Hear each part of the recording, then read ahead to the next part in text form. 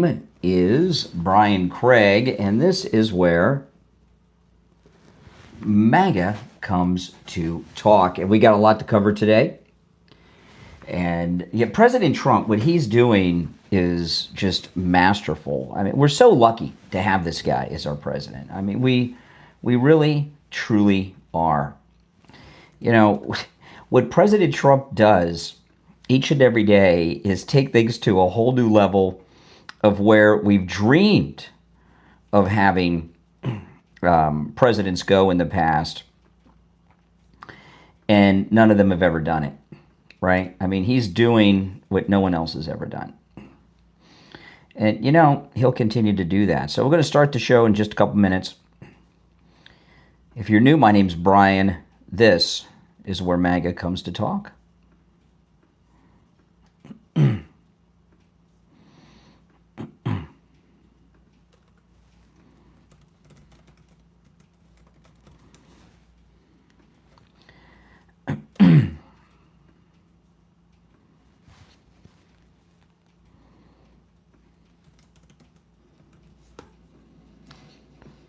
All right, test 1, 2.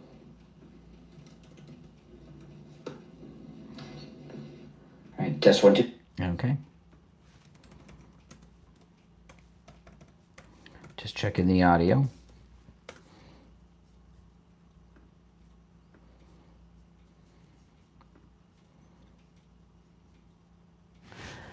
Okay, I'm going to go live in just a moment, and I just want to let you guys know that I'm going to be playing some audio, showing some video, and going over articles. If you want to see the audio and hear the audio and see the video and everything, you have to go to my main stream, and my main stream is linked in the description of the video. Here you'll be able to see and hear me, obviously. You'll be able to hear the callers, but if you want to see and hear the audio and video and the articles I show, go to my main stream linked in the description. And if you guys could do me a favor, when somebody asks about that and they jump in the chat room, if you could tell them, I'd appreciate it. It'd save me a little bit of a hassle. Let me fix this. All right. Here we go.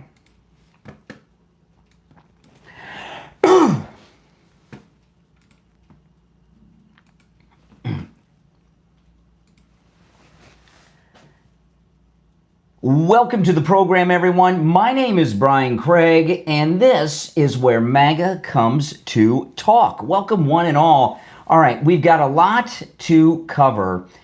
Every single day with President Trump is taking things to a level that we didn't even dream that a Republican would do in the past, right? I mean, every single day, President Trump is taking us to a whole new point. And, you know, before Trump came down the escalator and began this he founded and began this great MAGA movement, all the Republicans we had before him really were rhinos. They were just rhinos. They would run for office, and during the elections, they would tell all of us what we wanted to hear, but they never delivered on anything. I mean, think about it. The Republican Party platform, go back to 2015, what the Republican Party platform was in 2015, how much of that did any Republican ever accomplish? In fact, you had Republicans, prior to Trump coming down the escalator, Republicans were talking about a path to citizenship for illegals and all these things. Moving the capital, or moving the Israeli embassy to Jerusalem from Tel Aviv, all these things, ending whatever, you could make a long list. The Republicans before Trump not only did they not accomplish anything that they ran on in promises that they would, they never intended to. Because as we've learned, they're a bunch of rhinos, they're in bed with the Democrats, and they're the same as the Democrats. The Republicans in name only. And the rhinos think the conservative public are stupid. And this is what they told themselves. This really, truly is what they told themselves. Well, yeah, okay, we'll tell them what they want to hear. We get elected, we'll do what we want to do. And when the next election comes around, we'll repeat the cycle. Who else are they going to vote for? right? They got no one else to vote for. That's what they told themselves. And it was very, very frustrating because, we would have these weakling candidates like John McCain, Bob Dole, and others, and no chance, no hope on winning. They did nothing. They talked. And it was very frustrating being a Republican prior to President Trump. And now we're in a whole new world. And President Trump has changed the world. He's changed everything. And I'm going to go through something new that he's doing now. And this involves the World Cup and the sanctuary city of Boston with their criminal mayor, Wu, who's a criminal. And we're going to break all this down. And no other Republican would even think about doing what President Trump said yesterday. Now, yesterday was it's been just nonstop winning the last few weeks. By the way, you may have noticed I started a little extra early today. Welcome. Caught a lot of you off guard. If you would like to call in, the number's toll free. It is in the live chat, pin there, 888-465-2631, 888-465-2631. We're almost an hour before the radio show, and the show has already begun. So Mayor Wu of Boston, who's a racist, remember she had a couple years ago a Christmas party that for local elected officials, and it was only for local officials who were not white. Whites were not allowed. She had a racially segregated, on the invitation, Mayor Wu had a racially segregated Christmas party. Now, I don't know. She's married to a white guy. Was he excluded? She's a racist. And she's openly defying ICE, which by the definition of CNN, MSNBC, and the Democrats, and you liberals that are listening and watching me right now, that's an insurrection, right? She's interrupting government business, the business of ICE, that are enforcing immigration law, which is under their authority of the federal government, under the order of the Homeland Security Secretary, as well as the President of the United States, of which their department falls under his jurisdiction. So Mayor Wu really is an insurrectionist, and which you'll hear in her own words coming up in just a little bit. Now, if you're new to the program, my name is Brian Craig. This is where MAGA comes to talk. If you're watching on the live stream with the green behind me, if you want to see and hear all the audio and video that I'm playing, go to my main stream. There's a link in the description of the video. It'll take you immediately to my main stream here on YouTube, where you can see and hear all the audio and video that I'm going to share. I'm just starting to drink my coffee for the morning, so bear with me. So this started yesterday. This was an interesting thing. Earlier yesterday, before the Charlie Kirk event, which we'll also talk about later, wasn't that amazing? Oh my goodness. Boy, giving the Presidential Medal of Freedom to Charlie Kirk, that was, oh boy. Unfortunately, the White House feed cut early, and after the White House feed cut, he went down to the president and talked to Charlie Kirk's parents, and oh man. I mean, they're just devastated. It's just, it hit them hard. All right, so let's get to this. This was earlier in the day. President Trump had a little bit of a press conference. This is in the cabinet room. And he was asked about the World Cup in Boston.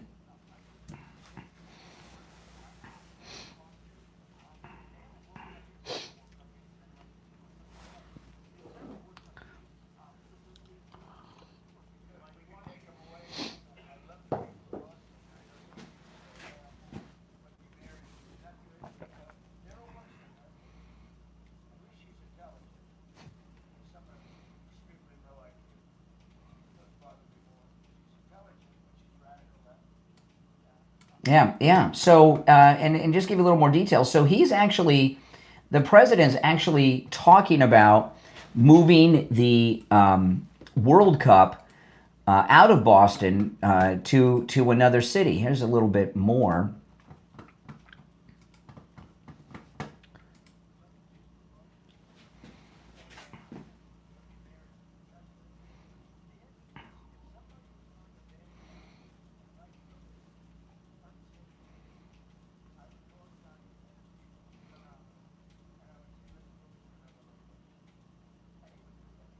Wow. So he's already got the plan. He says he can get it done. And let me pull this up. Hold on. Okay, hold on. All right. I'm getting some pop-ups here.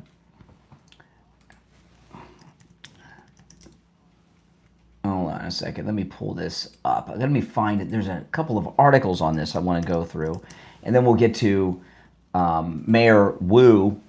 Oh, let me pull this up, because this is the way it's got to be. I mean, you can't be an insurrectionist mayor doing illegal things in your city. Which let me pull. I got a couple articles on this. Okay, you can't do illegal things in your city, which is offered up as a sanctuary city.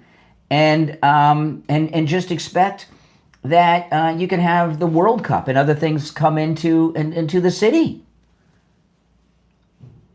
You know, this is from ESPN. Trump threatens to pull World Cup games from Boston over unrest. President Donald Trump on Tuesday, that's yesterday, threatened to relocate World Cup matches set to be played next year in Boston, parts of which he suggested had been taken over by recent unrest. That's right, Antifa and these other ones. Gillette Stadium in Foxborough, Massachusetts is home to the New England Patriots.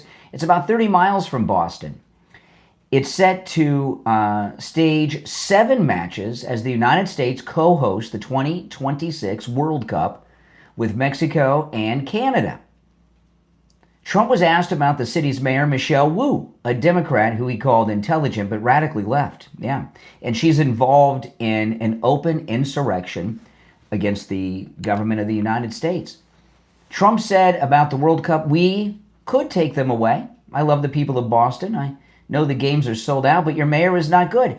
President Trump suggested they're taking over parts of Boston without offering details, but added, "We could get them back in about 2 seconds." Wu's office issued a statement that read, "Boston is honored and excited to host World Cup matches, and we look forward to welcoming fans from around the world to our beautiful city, the cradle of liberty and city of champions."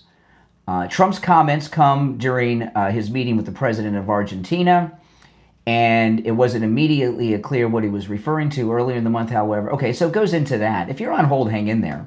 So he said it. So Mayor Wu, she is a really bad person. I mean, I'll play one clip of her now. This is Mayor Wu.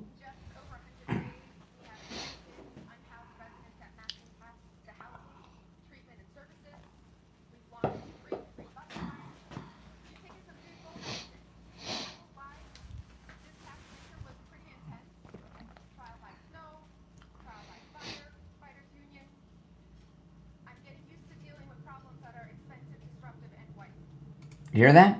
Problems that are expensive, disruptive, and white. Trial by snow, trial by fire, fighters union. I'm getting used to dealing with problems that are expensive, disruptive, and white. I'm talking about snowflakes. I need snowstorms, snowflakes. Yeah, right. Yeah, exactly. That's you know, what she said was so outrageous. She even caught herself and said, "Maybe I've gone too far." Here's let me pull up. Here's another clip of Mayor Wu. You know, the president is doing the right thing. If you're on hold, stand by. If you'd like to call in, please do. Immigrants is what she refers to as the illegals.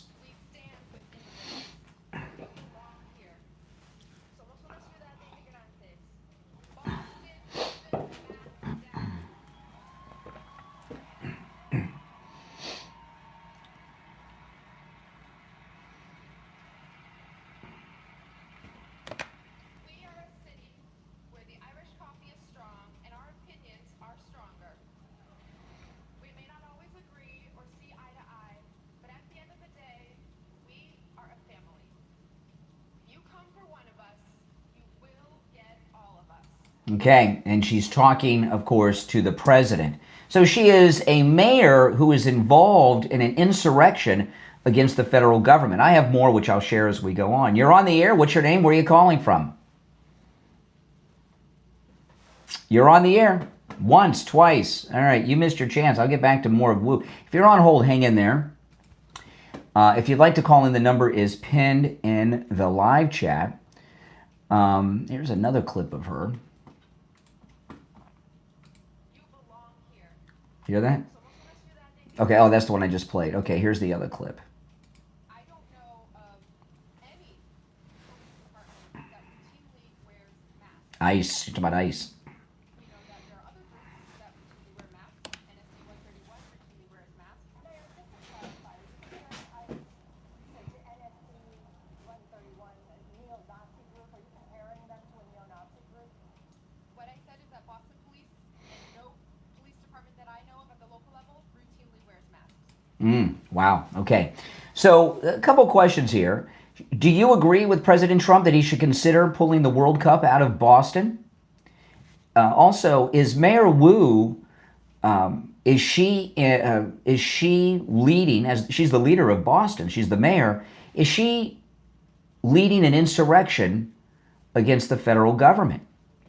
1-888-465-2631. You're on the air. What's your name? Where are you calling from?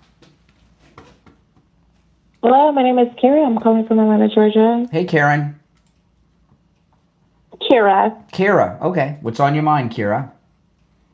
Yes, I called the other day about abortion.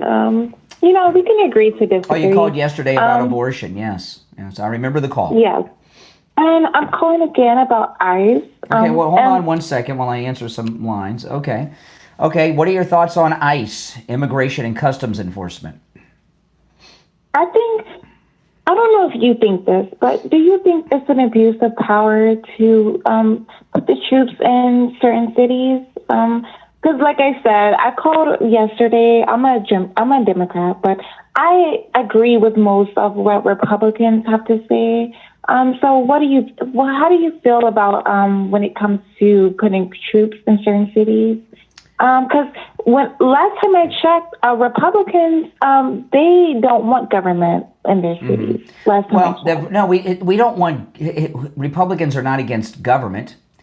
Okay, there's been a long history of, sadly, because Democrats are lawless people, and throughout American history, Republican presidents have had to send troops into cities because Democrats were defying federal law. An example of that was Republican President Eisenhower had to send troops in because Democrats wouldn't let black students go to school with white kids after the Supreme Court had ruled that segregation was unconstitutional. So there's a long history of Democrat. Hold on, let me finish. There's a long history of Democrat insurrection and defiance of the federal government, the presidents, and the Supreme Court. So sadly, sometimes you got to send the troops in to make Democrats do what it is they don't want to do. But even the mayor said that they don't want the troops in the city. Who cares? How do you feel about... Who cares what they think? They're liberal jerks. Most of them are on the take. Okay. I mean, why? Think about it. Think about the number of shootings that are taking place every week in Chicago. It's a city overrun by illegals from the cartels, MS-13, Trinde, and all of that.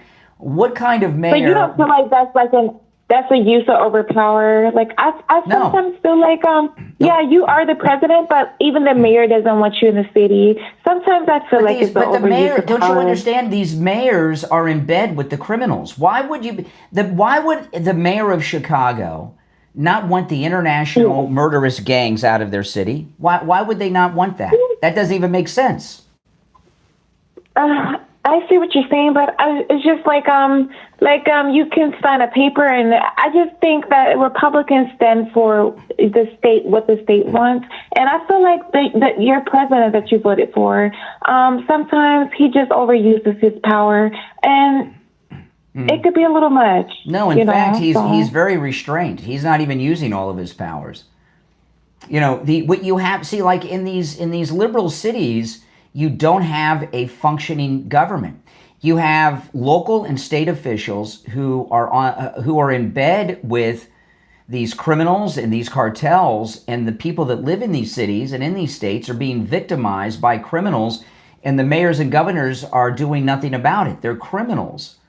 Now listen, like, you guys in the chat, y'all can laugh all you want to. I agree with a lot of Republican views. Yeah, give me an example. What do you agree with on Republicans? You agree with a lot of Republican views? I agree that people that come to the country, they should come here correctly. As a black woman, yeah, well, that's the exactly. I'm Caribbean. Yeah, my parents came here correctly. My parents came here from Trinidad and Tobago. My parents, they did the right way. Mm-hmm. So I agree with a lot of views when it comes to Republicans.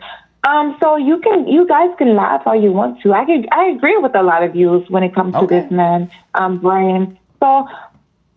It's just a lot of things that I feel like it's stepping on people's toes. Like, no, it's only stepping on the toes. It's only stepping on the toes of the drug cartels and people like that. Hey, listen, appreciate the call. We'll talk another day. You're on the air. What's your name? Where are you calling from? You're on the air. Once. Hello. Yep. Hello. Yes. How are you? What's your name? Where are you calling from? Eric from Michigan. All right, Michigan. What's on your mind? Just as far as the masks go, I think they should be able to wear the mask because they need to protect themselves from these radical people who, if they knew their identity, would probably seek these people out and do. That's why they want them. That's why they want them maskless. That's why they, listen. The ICE agents are dealing with these drug cartels, right? If you notice throughout my entire life, I would watch the federales, the police down in Mexico, do arrest. They always have masks on because these cartel people that have infested American cities, courtesy of the Democrats, they get your face, they identify you, and then your whole family's in danger. They also don't wear name tags so that they don't get their names. For the same reason they need to protect themselves. Correct. Yeah. Yeah. Yeah. The leftists went so far from their base, from what they claim to represent and what they claim to stand for. It's become such a radical thing. Even our police officers don't have even an ounce of the respect that they should for holding our country together and keeping us all safe and allowing us to live the lives that we live. Absolutely. And these leaders in these liberal cities, states, they've gone too far, and a lot of people see the tides turning and things going in another way, and I think they're just mistaken. Well, listen, what happened? Listen, this is what happened here. Invasion USA was not an accident. It was done by design to change the demographics of the country. The Democrats saw years ago that they were losing the American people. They've lost huge chunks of the black vote, the gay vote, the youth vote, and so they were shipping in tens of millions of a peasant class from these other countries, setting them up in a life of retirement on government assistance, and all they asked in exchange was for their vote. That's what they were doing. They were the replacement theory was a replacement fact, and they were stopped dead in their tracks by this. That's it. Yeah, I've heard some terrible stories as far as how far they've gone, as far as what they do. Well, it doesn't matter where they've gone. It's over now. It's over. It's been stopped. It's been reversed, and the American people are wise to them. And that's one of the reasons the Democrats are so out of control. They see no future with their movement, with the immigration policies being enforced. And there have been millions of illegals deported. Millions have self-deported. They're freaking out. There's no future. The American people have rejected the Democrats, and they know it. And now I hope things keep heading in that direction. I really do. They will. I just was reading today, Kansas is about to do their redistricting because the census overrepresented certain groups. The Democrats are overrepresented in Congress, probably by 20 or 30 seats at least. And they know this. They're in a panic. Yeah, I live in Michigan, the southeastern part of Michigan, and I believe we have the same issue here. Yeah. To be honest. Yeah. No doubt. Well, listen, welcome to the program from Michigan. Yeah, thank you very much. I love what you're doing. Keep doing what you're doing, and God bless you. And Well, God thank bless you. America. Well, thank you. Thank you very much. And if you're new, make sure you subscribe, all right? You're on the air. What's your name? Where are you calling from? You there? What's your name? Where are you calling from? I'm anonymous from Denver, Colorado. Anonymous. Question for you, sir. Why do you want Anonymous. Trump back in office? Question is, why do you not? What's your beef with Trump? What's Trump doing that's so bad? Trump is a liar. He would not release the Epstein files. He's done nothing good for this fucking country. So explain to me. I don't understand. Why is he so I'm good? very confused by your unhinged rage. Why would He's a you? fucking Hitler Why would you of America. Why would you use the F word in describing our great country? Trump is nothing but chaos to this fucking country. He's done nothing What good. is it with you and the F word? He's done nothing good, sir. Yeah. Trump is a disease. Yeah. What do you offer? What do you think a president should offer that would make the country good? Like if you had your perfect president, what would they be doing? Fuck Trump. No, Fuck that hat you're wearing, not Trump. and Fuck you Tell me for your perfect president. And oh, he hung up. There you go. There you go. You're on the air. What's your name? Where are you calling from? You're on the air. Once, twice. All right. Now, welcome to the program. Those of you that are new, my name is Brian Craig, and this is where MAGA comes to talk. And if you'd like to support the program, there's many ways to do that, and one of the best is to go to mypillow.com and use my promo code Kane at checkout, Kane. You know, this expansion of the program came on an hour before the radio show today, and I've expanded the morning show to 4 hours. That is all sponsored by Mike Lindell and MyPillow. This is the second month of that. And the first month was a great success. And the great Mike Lindell will continue the expanded sponsorship of the program, allowing me to do all of this extra content as long as you're going to mypillow.com and using the promo code Kane at checkout, Kane. There's huge specials going on there right now, as well as a free shipping offer. You can use my promo code Kane at checkout on all the specials. Look at this, the 3-in-1 sale, the 6-piece MyPillow towel set, $30 off. The limited edition premium MyPillows at bargain prices. The MyPillow bed sheets. I have all these products, just $29.88, and that's any size, any color, from twin all the way up to the king sizes, split king, California king, every size in between, any size, any color. You can get the MyPillow sheets for just $29.88 with my promo code Kane. And if you spend $100 or more, you get free shipping. So let Mike Lindell know you support my program by using my promo code Kane at checkout, Kane at mypillow.com. All right, let's see if we can elevate things a little bit. You're on the air. What's your name? Where are you calling from? Hello. Yes. Hey, what's up, man? Calling from Los Angeles. Okay. What's your name? I First name. What's your first name? Hey, what's up? Say that again? What's your first name? David. David from Los Angeles. What's on your mind, David from LA? David. So I'm from downtown Los Angeles, you know. Los Angeles, California, it's more democratic, you know. I see you tend to be more red, and I respect that, you know. I see both sides, and, well, no human being is perfect, but, you know, like, there are problems here, you know. I'm from downtown Los Angeles. I do agree with some of Trump's things, but I'm not really a Trump fan, you know.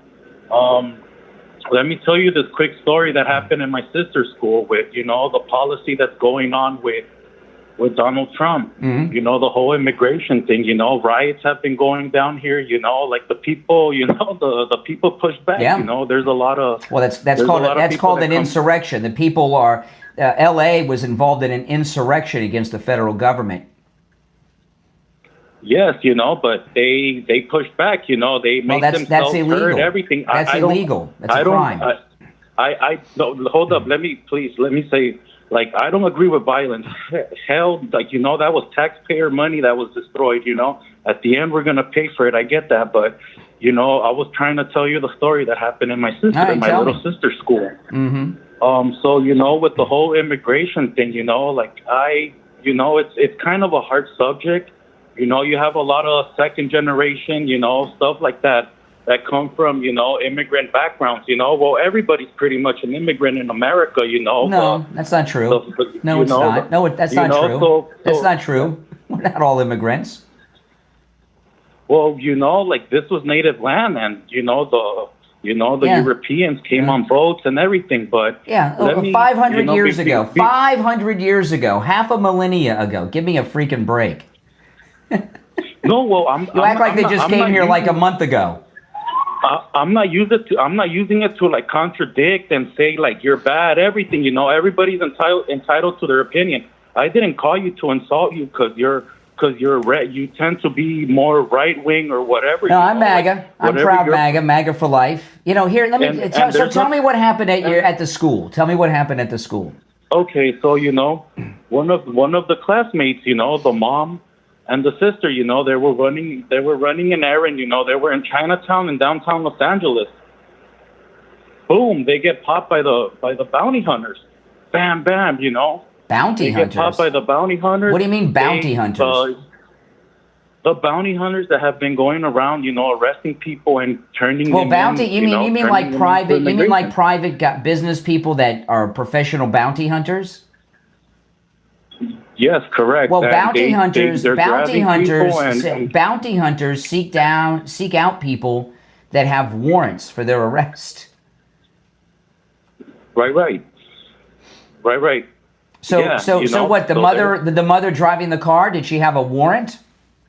No, they were waiting for the bus. Yeah. They were waiting. Well, for the somebody bus.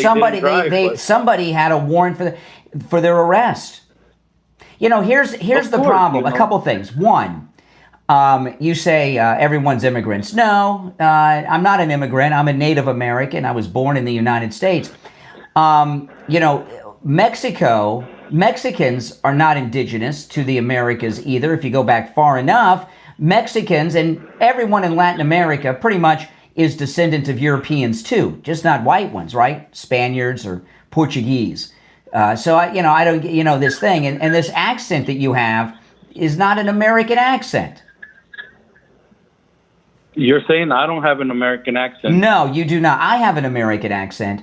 You have a Mexican accent. Well, you know, everybody's entitled to their opinion. I'll give you an example. Like when I was growing up, there was a very popular movie about Southern California called Valley Girl. You ever heard of Valley Girl? No. Yeah, see, that's because she got this foreign accent. If you had an American accent, you would have heard it. Valley Girl was about a bunch of girls in the Valley out in L.A. that had California accents, like oh my god, oh like gnarly, oh wow, you have like a Mexican accent. Okay, that's cool. So what's happened is the United States has been invaded, and there are large portions of the United States. One of those portions is Southern California that is currently under foreign occupation by Latin Americans, most of which are here illegally or came here illegally. I mean, come on. How old are you? How old am I? I am 36. Where were you born? Here in Los Angeles. See, this is the problem. When the Los Angeles, if what you're saying is true, when a Mexican accent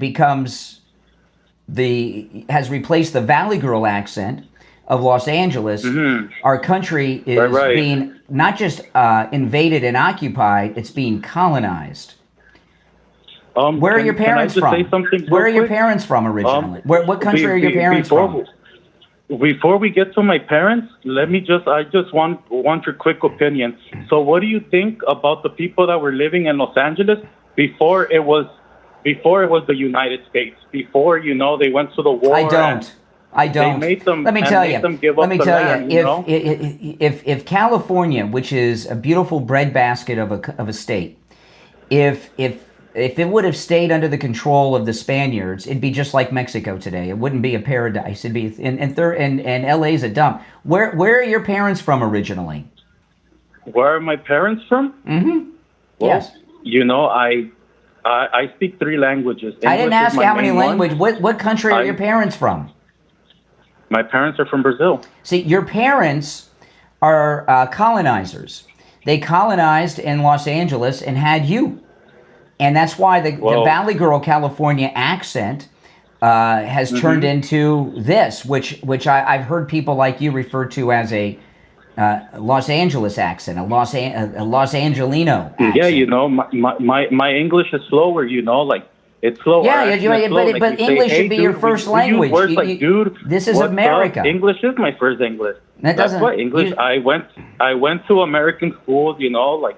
Well, what others? If you were born and raised in LA, what other kind of schools would you go to other than American schools? Hey, listen, appreciate the call. Oh my goodness, do you guys get what I mean about Valley Girl? All right, let's go. Let's take some more calls. You're on the air. What's your name? Where are you calling from?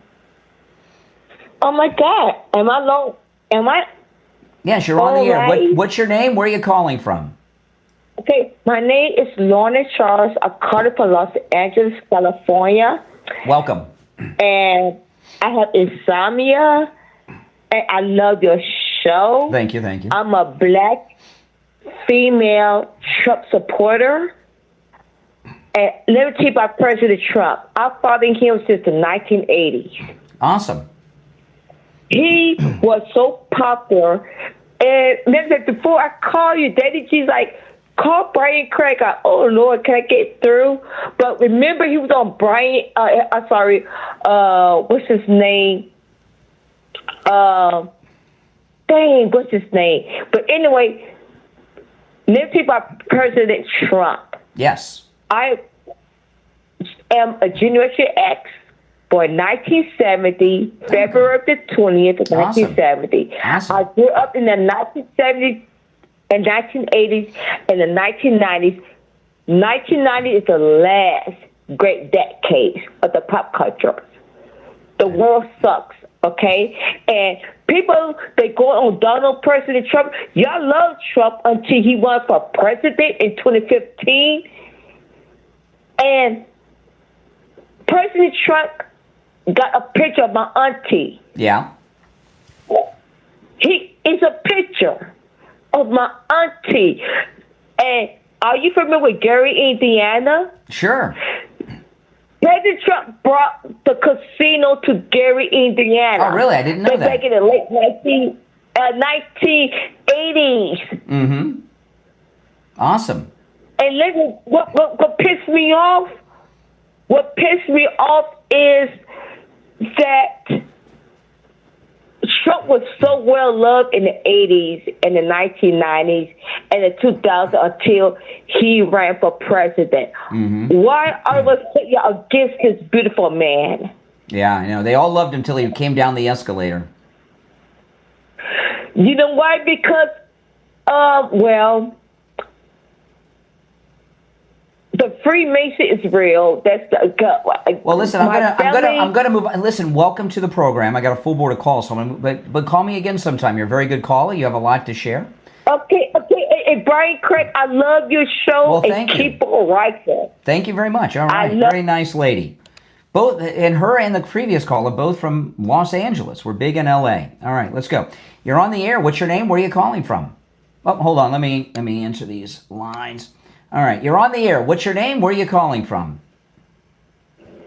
My name is Lorraine. I'm calling from West Virginia. Lorraine in West Virginia.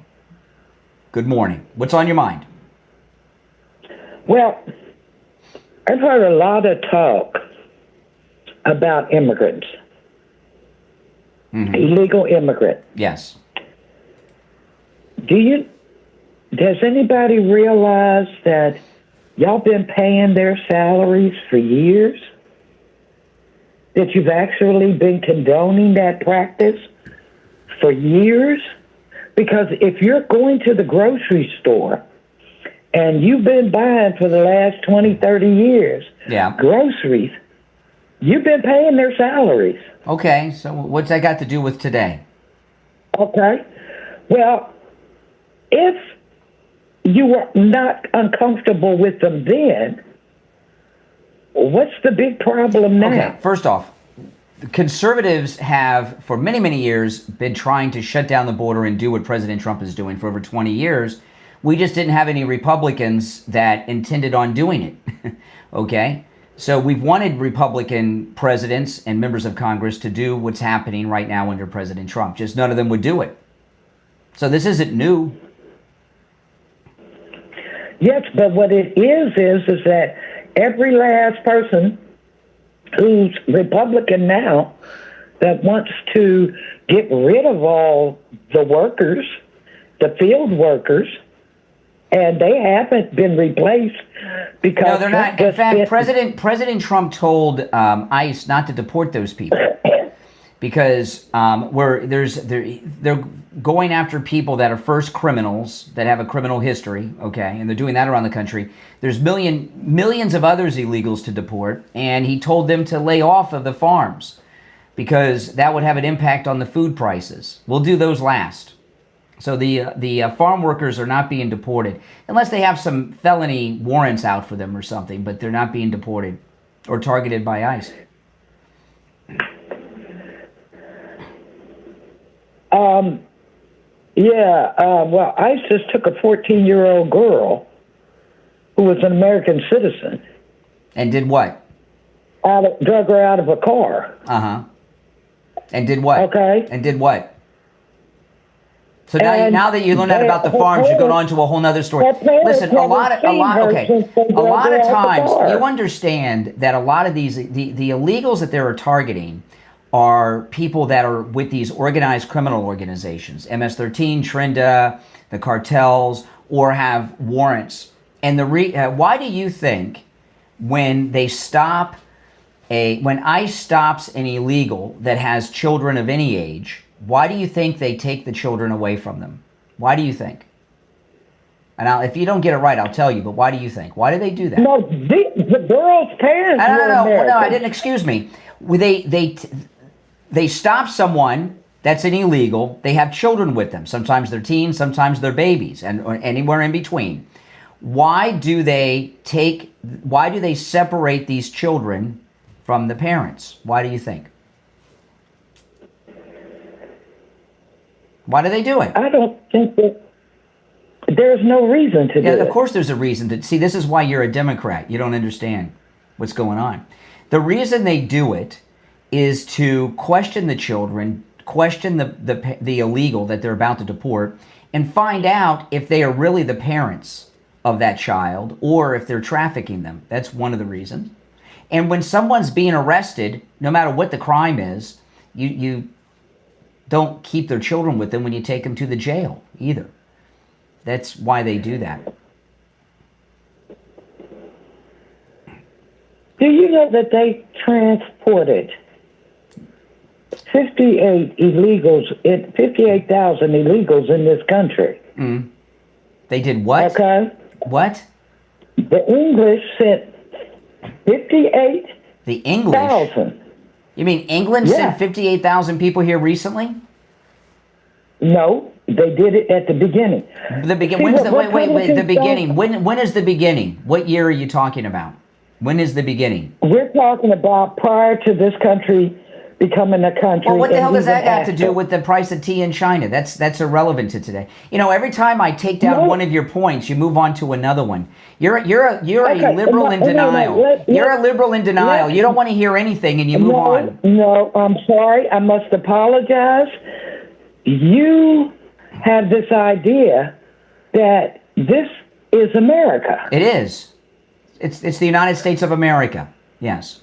No, it's not. Oh, really? What is it? Well, put it like this.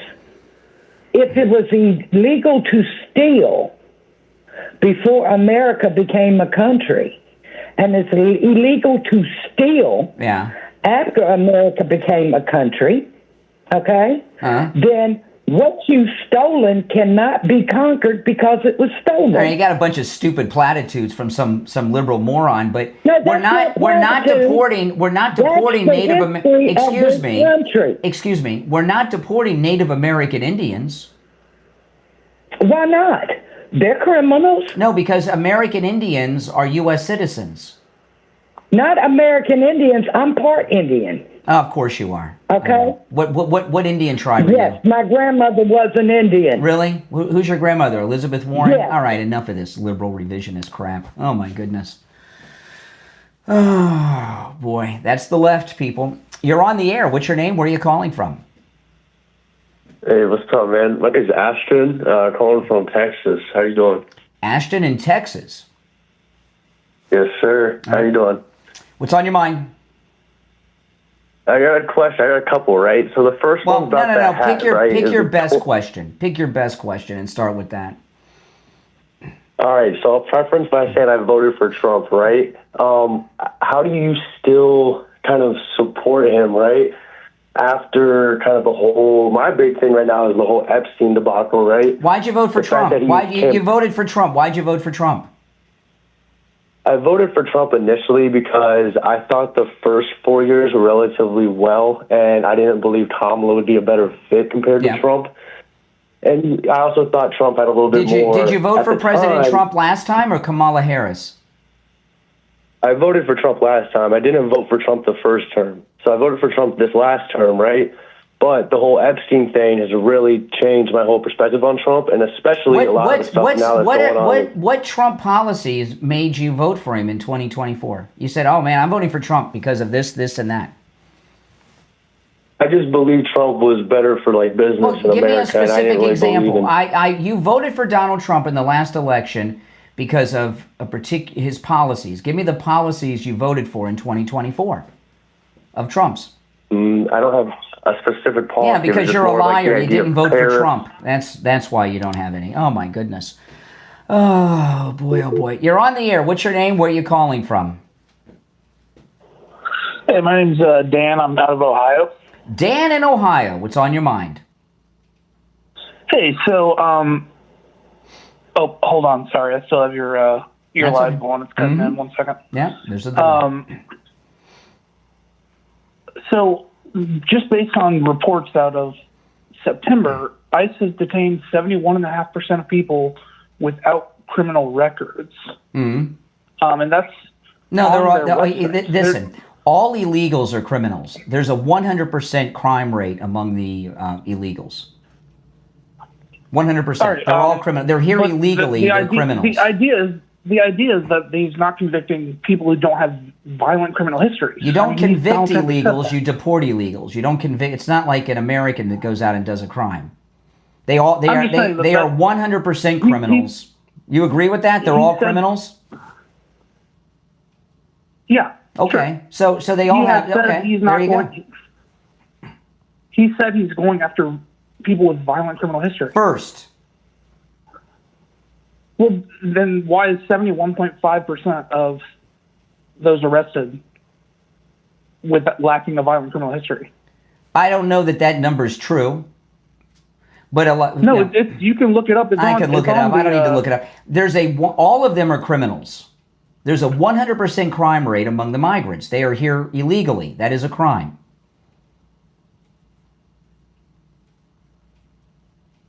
So it does not matter that they're not violent individuals to you. Then. No, all crimes are crimes. You know, we have, even for American citizens, if you commit a nonviolent crime, a white collar, like Martha Stewart went to prison. She didn't commit a violent crime, right? She did some insider trading. If that's the case, then it doesn't matter. That Letitia James in New York is going to prison, right? She got indicted last week. She didn't commit a violent crime. That's an entirely different point. I'm not trying to discuss that. I don't care what you're. No, it's the same thing. Letitia James was indicted last. You're excuse me. Right now. No, Letitia James. No, Brian, don't change the subject just because you're. Excuse me. I'm not changing. I decide what the subjects are. You're the one changing the subject. I'm not. I've been one. Yeah, I'm the host of the show, and I bring up the topics. You're changing the subject. Letitia James. No. I'm going to do this with it without you. You can stay on the phone and be a part of the conversation, or you can keep interrupting me and I'll hang up. No. Okay, then be a gentleman and stop talking for a minute. Letitia James is going to prison. Brian. All right, thank you for I gave him like 3 times, right? How many times am I going to give him? She's going to prison for a nonviolent crime. You don't just arrest and prosecute violent criminals. There are people that do nonviolent crimes that go to prison too. You're on the air. What's your name? Where are you calling from?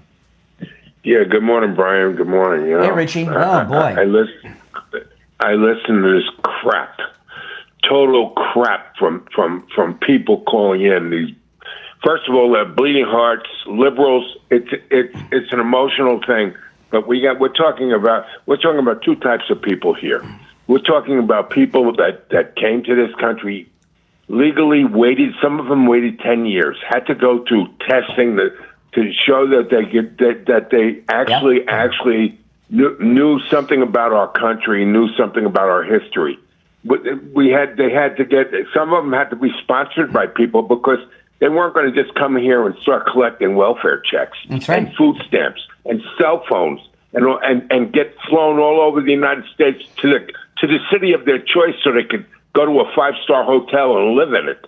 Yes. You know, and that cost everybody big money. Mm-hmm. Okay? So President Trump ran and was elected, and he told everyone before he ran, I am going to get all these people going back. And then if they do the right thing and don't cut in front of the line from other people, we're going to let them back in. And we're not looking for people that are on welfare. Listen, Richie, you heard the callers. Look, we had this guy with this heavy Mexican accent claiming to be I heard him. Los Angeles. We had an angry, racist black woman that doesn't like whitey. I mean, you've heard these callers. Some dysfunctional perverts. Yeah, but here's the calling. I mean, this is what's left of the left. Here's the deal, folks. For all those, what I'm trying to say is the people that came here illegally, they flew in, they came over the border illegal. This is people that have been in the country maybe 20 years. They knew they came here, they knew they were getting over. They got fake IDs, fake social security numbers, everything fake. And they set up shop here, knowing they were illegal for years, and they were looking over their shoulder, but they weren't actually attacked by ICE. They didn't go out of their way looking for them, although the United States government said to employers, don't hire these people because they got to have proper papers. Yeah. So they fake the papers. Everybody knows this is all old news, Richie. I mean, this is all. Yeah, but here's the deal. But I want to get to the new part here. 10 to 20 million come in here illegally. Okay, they come in here totally illegally during the last 4 years. Right, President Trump is very kind to them. He actually going to pay them $1,000 per family or per person, I guess, and fly them back to their home. Yeah, back to their homeland, and then let them apply. But no, these people are acting like the victims here. They're not victims. That's correct. We're the victims. As taxpayers, we are the victims. Lincoln Riley's a victim. Lincoln Riley's a victim, and there's many more. Yeah.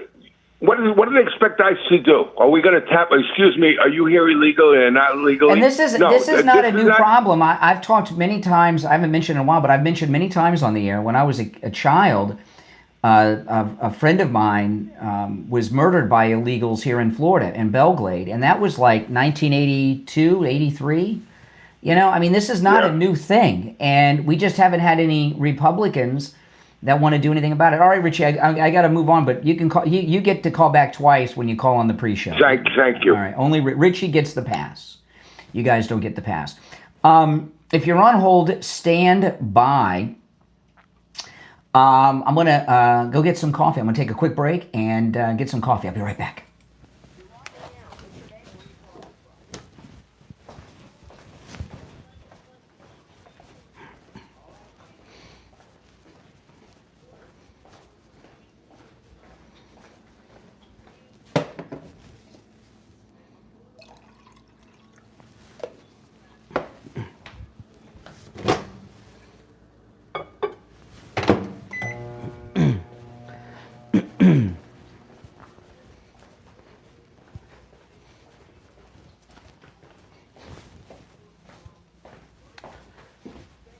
Now, if you're watching with the green behind me, if you go to my mainstream, you can see and hear all the audio and video I play. I'm heating up the coffee.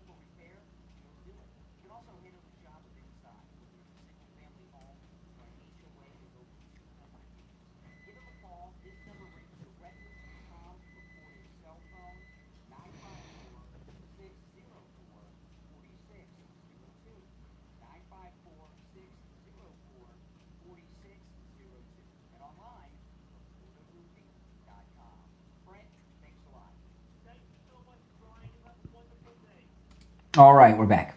I'm heating up some coffee, so I got to go get it in a minute before the radio show starts. But if you, I'll take some more calls before the program begins. You're on the air. What's your name? Where are you calling from?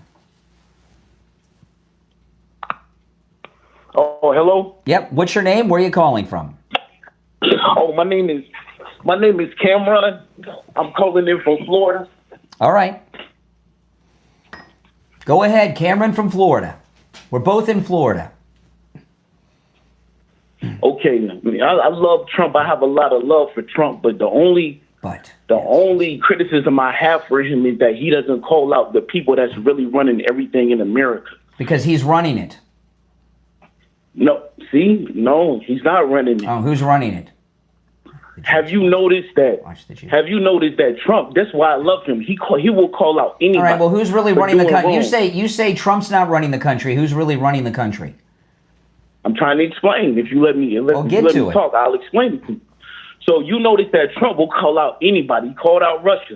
He went to North Korea, called out that dictator. He'll call out anybody but one sect of people in one country. Yeah. Could you guess what country that is? Yeah, I can tell you. You're an anti-Semite. Yeah, you're talking. You want. No, you say it. no. I'm not going to say it for you. You say anti-Semite. it. You say it. No. You say no. I'm not an anti-Semite. Those people aren't even Who's running Semites. the country? They're What not people? even from Israel. What people? What people are you talking about? Say it.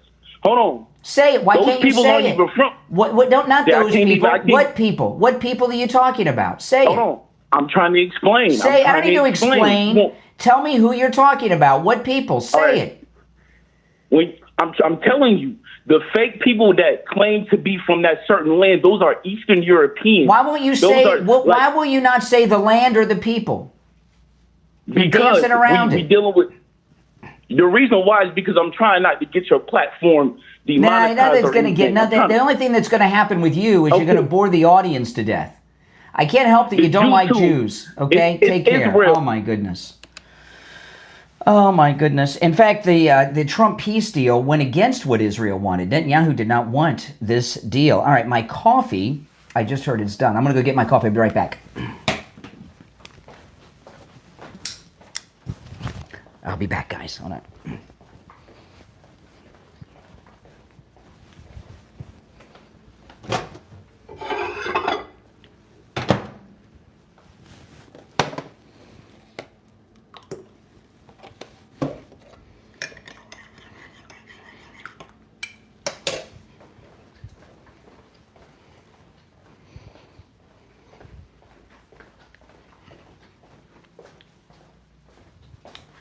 Oh boy, I tell you, all these fake MAGA people. You notice they all start the same. Oh, I love Trump. I support Trump. I voted for Trump. But you know, you can hear it coming. All right, okay. All right, we got a little bit of time. I'll take one more call before we go live on the radio. You're on the air. What's your name? Where are you calling from? I'm Scott. I'm calling from Kansas City. Hey, Scott. Hey, I'd like to get your opinion on something. I listen in on a group of people that most people have not heard of from a long time, but they exist, and that is the followers of Brother John Birch and his society. No, I'm not interested in talking about the John Birch Society. I've got less than a minute till we're live on the radio, and right before the radio right before the radio show starts, it's part of the format. I don't want to put the audience to sleep, which you'll do if I continue the conversation. All right, take care. Yeah, boy, oh boy, get your own show. You can talk about the John Birch Society to you and your 3 friends. All right, less than a minute and the radio show will start, so I'm going to have to do a new introduction. And if you're on hold, stand by. We started an hour early today, so if you'd like to call in, the number is pinned in the live chat. If you're new, my name is Brian Craig, and this is where MAGA comes to talk, so stand by. We got 30 seconds.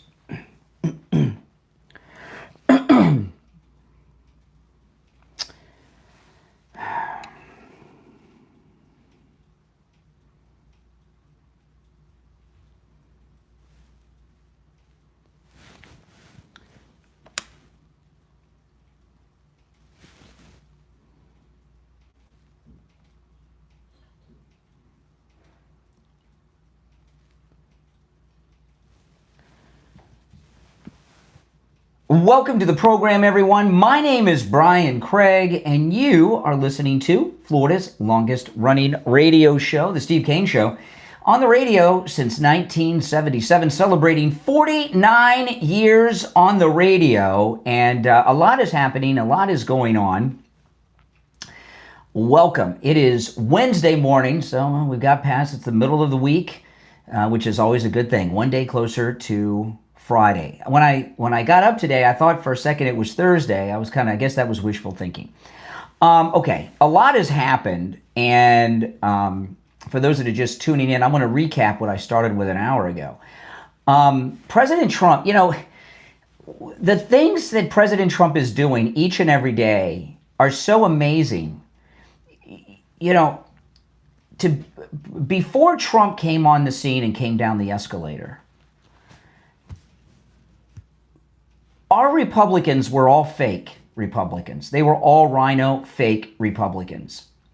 We had primaries, and they'd go out and debate, and then they'd push a candidate on us, and then they'd go out on stage with whatever Democrat they were running against. But they never did anything.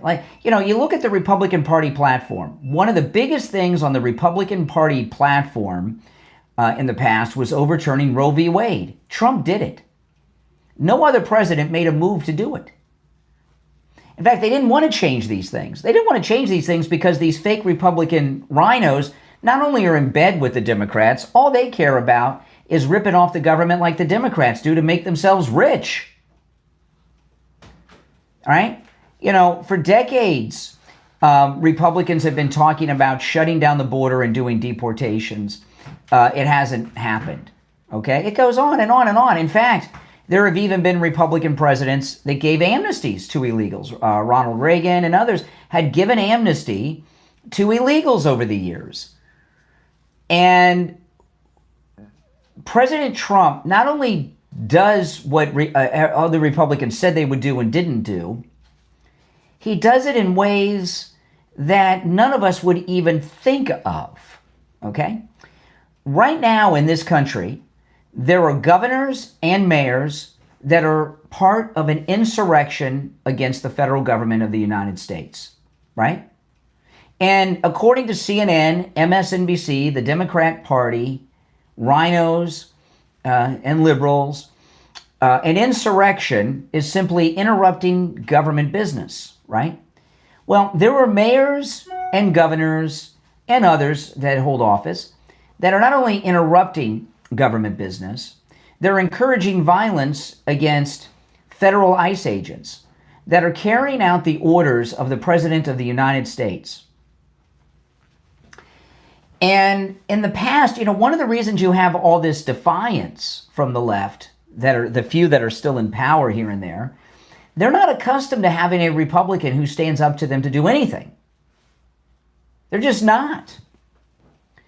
And President Trump not only stands up to them and does these great things, but he does things in a way that you wouldn't even think of. And this one here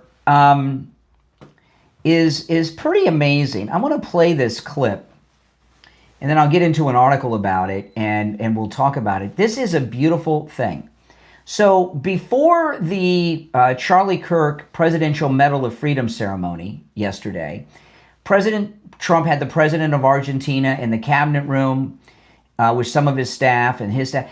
And you know how those things, they turn into press events. And President Trump had a little press conference. It was short, but he had a press conference with the fake news media in this meeting with the Argentinian president. And he dropped something, and it's starting to go viral and go into effect. Now listen, I'll just play it. It explains itself. This is the president yesterday.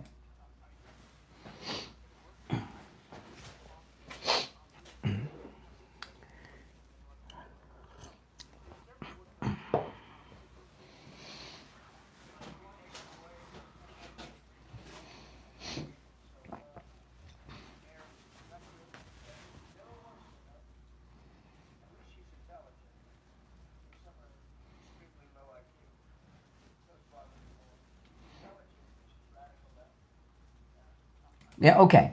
So he's talking about Mayor Wu. Michelle Wu is the racist insurrectionist mayor of Boston. She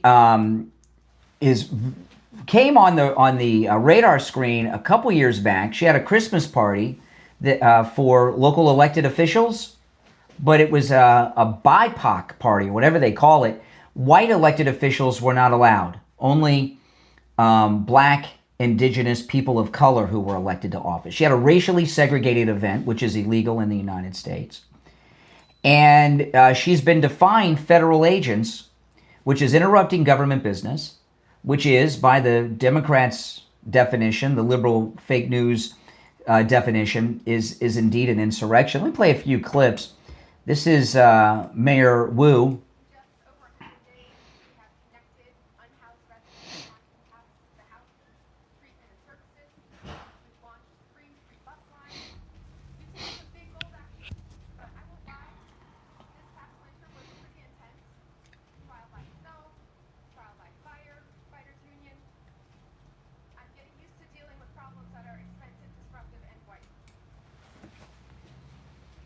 And white.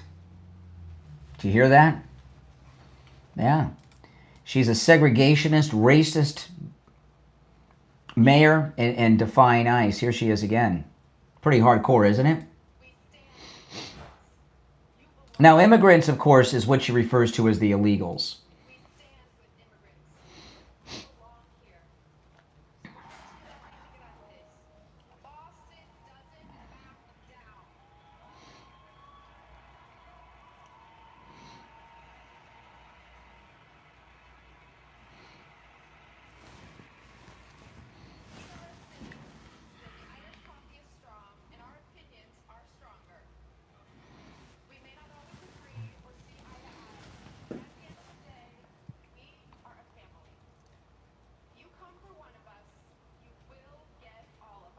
Okay, now that's a message to ICE. If you come from one of us, you're going to get all of us. So she's announcing her insurrectionist intentions. Here she is again.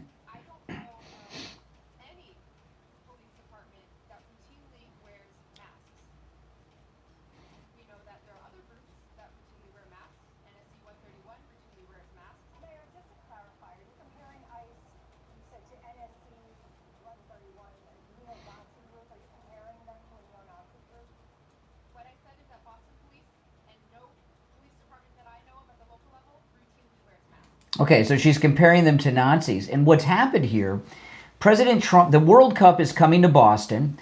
This is from ESPN. Let me read this story to you. This is amazing. And by the way, so my question to you is this. Is Mayor Wu a racist? Is Mayor Wu an insurrectionist? And is President Trump, is it the right thing for him to do to not reward this insurrectionist sanctuary city who's interfering with government business, protesting and taking actions against ICE officers, and call up the World Cup committee, which he said he could do, and move the World Cup to another city, a city that's not an insurrectionist city? You know, it's like the Confederate capital here. I'm sure Lincoln didn't allow events to take place in Richmond during the Civil War, right? This is from ESPN. President Donald Trump on Tuesday threatened to relocate World Cup matches set to be played next year in Boston. He suggested Boston had been taken over by recent unrest. The World Cup is set to be played in the same stadium as the Patriots play. It's about 30 miles from Boston. Mayor Wu's office issued a statement after President Trump said that he might call them and move it to another city. Mayor Wu's office issued a statement that read, Boston is honored and excited to host World Cup matches. Yeah, sure, they got all the illegals there. They love soccer. And excited to host World Cup matches, and we look forward to welcoming fans from around the world to our beautiful city, the cradle of liberty and the city of champions. This is what I mean. You know, President Trump is doing things that not only no other conservative ever intended to do, he does it in ways like this that no one ever thought of before. We'll take our first break of the hour. You're welcome to call in. I'm curious to hear your thoughts on this at 1-888-465-2631. 888-465-2631. I want to talk about Tom Laporta at Laporta Roofing. we often talk about, that wet spot on your ceiling. You have a leak in your roof. Let me just tell you quickly how we found Tom Laporta at Laporta Roofing, and how that line you hear me so often say, if you have a wet spot on your ceiling, you've got a leak in your roof, you want to call Tom Laporta at Laporta Roofing. Steve had a wet spot on his ceiling, size of a coin, and of course it got bigger and bigger and bigger, and then all of a sudden there were other spots. He ignored it. Then there were other spots, and more and more and more, and then it was just leaking into buckets scattered throughout his house. And that's when we found Tom Laporta at Laporta Roofing. Steve, because he ignored that wet spot, the leak had gotten so bad that he not only needed a whole new roof, 40% of his drywall was infested with deadly black mold. Now, I'd gone to Steve's house and smelled the mold, but I didn't say anything because I thought it would be rude. And I remember I was talking to Tom Laporta about it, and I was like, couldn't they smell it? And he's like, no, they're so used to it, they didn't even smell it. So because he ignored that first wet spot, 40% of the drywall in Steve's home was infected with deadly black mold that he and his family and children and grandchildren were breathing. So that all had to be replaced. He also had to get a whole new roof. Oh, yeah, I mentioned also that dampness from the leaks in the roof that he ignored and got worse and worse created a breeding ground for termites. So the termites were actually eating his home. So he had to get the termites taken care of, which was another big job. And if when he saw that first wet spot on the ceiling, if he would have called Tom Laporta at Laporta Roofing, he very well may have just needed a simple repair. Tom Laporta is a good MAGA guy. He'll never sell you a roof you do not need. If you need a simple repair, he will do it. I've talked to multiple listeners who have been shocked to hear from Tom Laporta that they just needed a repair and not a roof. Tom Laporta at Laporta Roofing is not just a roofer. He's also a contractor, and under Florida law, he's allowed to deal directly with your insurance company on the cost of the replacement or the repair of your roof. So that speeds things along quite a bit. He also works on residential, commercial, even municipal properties and churches. He does church roofs as well. And he can handle the job of any size, whether it's one office building, a single-family home of any size, large or small, or an HOA that has over 400 units. He can handle it all. Give him a call. This number rings directly to Tom Laporta's cell phone. You can call or text 954-604-4602. 954-604-4602. That's 954-604-4602. And online, LaportaRoofing.com. We'll be right back. All right, we're clear. I'll take a call here during the break. You're on the air. What's your name? Where are you calling from? You're on the air once, twice. All right, you missed your chance. The rest of you on hold, stand by. Let me get queued up. I got to get a couple things ready for when we get back.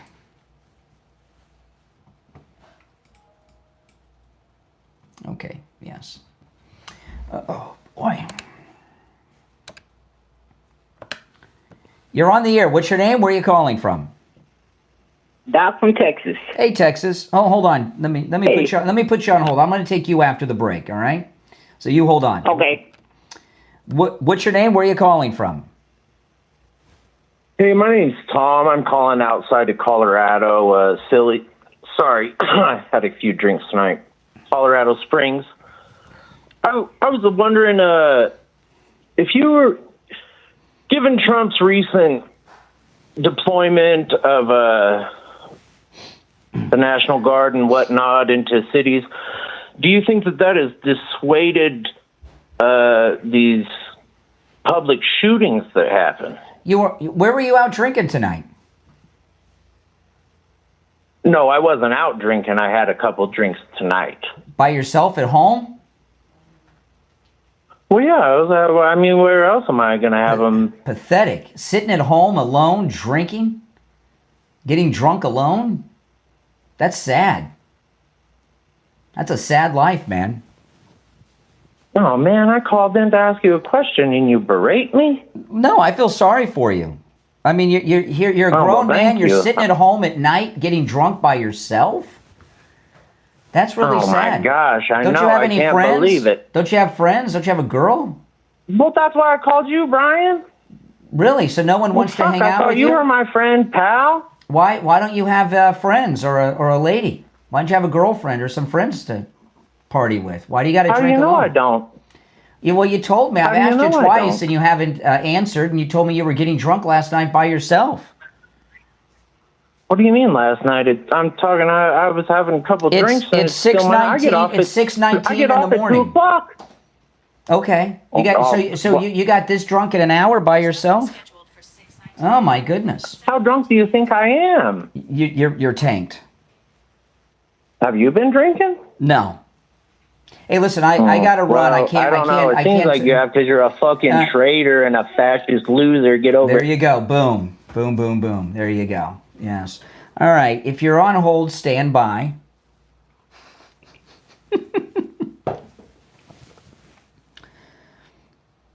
Welcome back, everyone. My name... Oh, no, we got another minute. Hold on. Okay, hold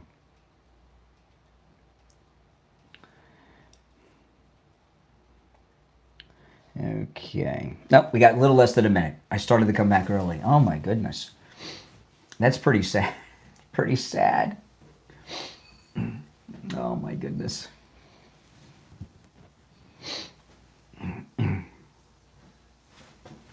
Pretty sad.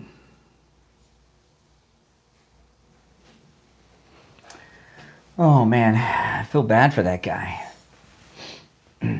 Don't you? Anybody feel bad for that guy? Oh, my goodness.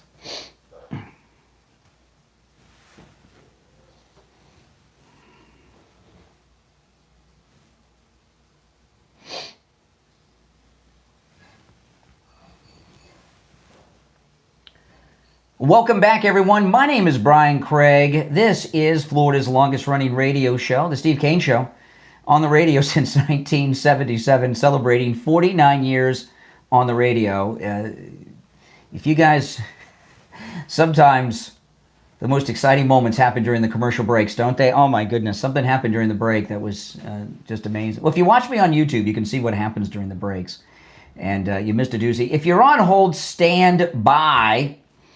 We're waiting for the delay to engage, so got to wait for that. But we'll go back to the phones in just a bit. Our number is toll-free, 888-465-2631. I was calling to, in the last segment, I was talking about this great move that President Trump has made against insurrection. He's making moves against all these insurrectionist mayors around the country.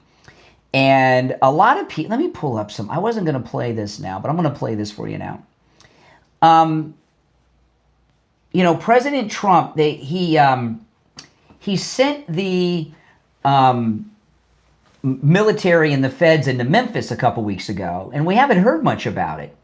Here is a woman talking about what's happened in Memphis since President Trump sent in the National Guard and the feds. Listen.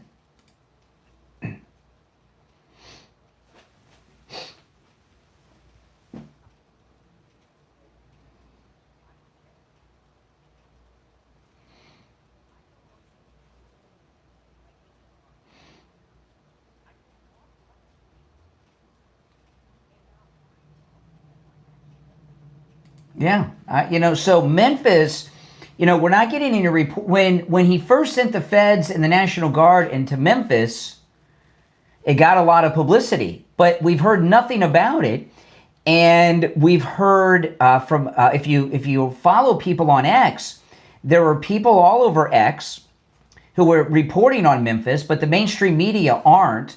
I haven't played more of it because than this one because it's locals, and they interview them, and they use language that you just can't use if you're white, if you know what I mean by that.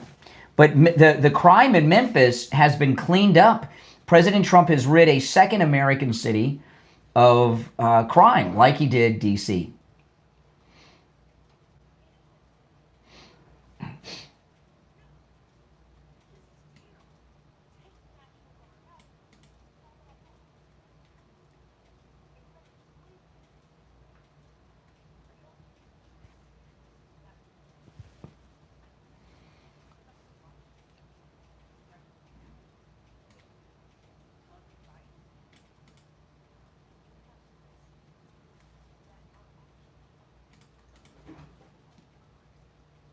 Yeah.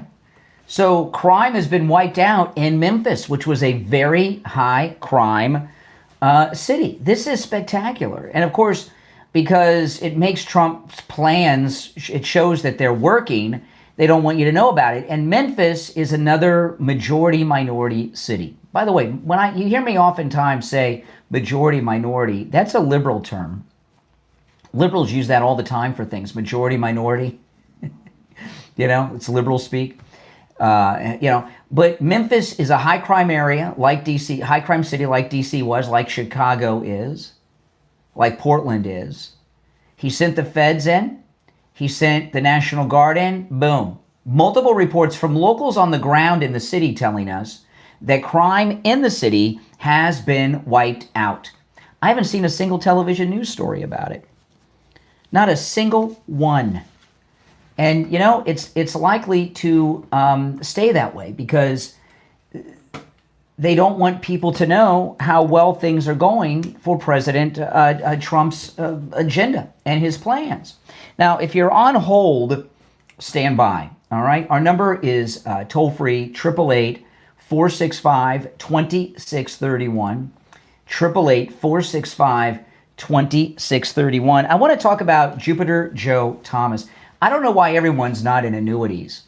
You hear me talk with Joe about this a lot. I've heard about annuities my entire adult life, and I'd hear guys on the radio talking about annuities, but I never heard them explain what they are. And when I first met with Joe Thomas, he explained them to me, and in less than 5 minutes, I said, why isn't everybody in this? Right? With an annuity, your money's not at risk. No matter what happens in the stock market, your nest egg, your investment is never going to go down. That's amazing. And you're guaranteed an income stream for the rest of your life. That is absolutely amazing. Another thing I learned, you can pass annuities down to your children, to your grandchildren, of course, to your spouse. And there's so many different types of annuities.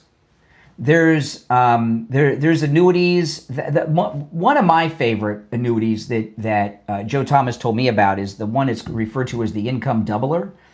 That if you have a health condition, and he can explain how this works to you in more detail, your monthly income is doubled. And by the way, that goes for you or your spouse. You're both on the annuity. And as you grow older in your retirement years is when health things spring up, and health issues are what start getting very expensive. And when you're on that fixed income, that income doubler could save you. So, but there's many other types of annuities that do all kinds of other things. And Joe Thomas offers no charge consultations, which you can take advantage of no matter where you are in the United States. You can take advantage of it if you're local. You want to go meet Joe Thomas in his office, you can do that. It's a free consultation in his office. You can do it on the phone, or you can do it on Zoom. And this no charge consultation, the value of this is absolutely amazing. Now, Joe Thomas has been a financial advisor dealing with clients in their retirement for over 30 years. So he has a lot of experience. But he's also a 5-time qualifying member of the $1 Million Roundtable, which is achieved by fewer than 1% of all financial advisors in the world. So he's a top man in the industry, and he's offering you a free consultation. Give him a call and set that up. 561-743-0999. 561-743-0999. And if you missed the number, just go to his website. It's right there, jupiterjoe.com. All right, so welcome back. I'm Brian. You're listening to The Steve Kane Show, Florida's longest-running radio show on the radio since 1977, celebrating 49 years on the radio. So what I was talking about in the first couple of segments of the program is, what President Trump is doing in regards to the World Cup. And if you're just tuning in, let me share the statement. This was in the White House yesterday.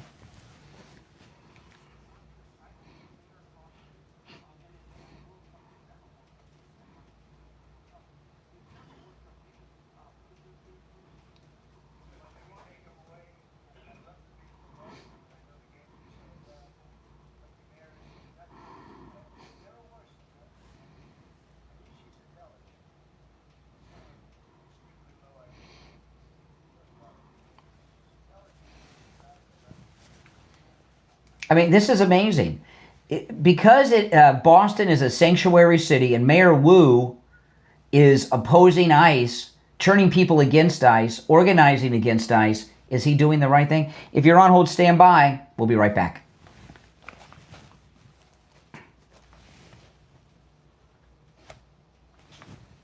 All right, let me take this call during the break. All right, you're on the air. What's your name? Where are you calling from? Doc from Texas. What's up, Texas?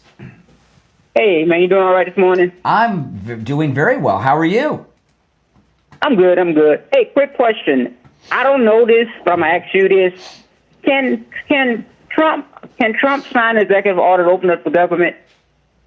No. The federal government's budget is controlled by Congress. Okay.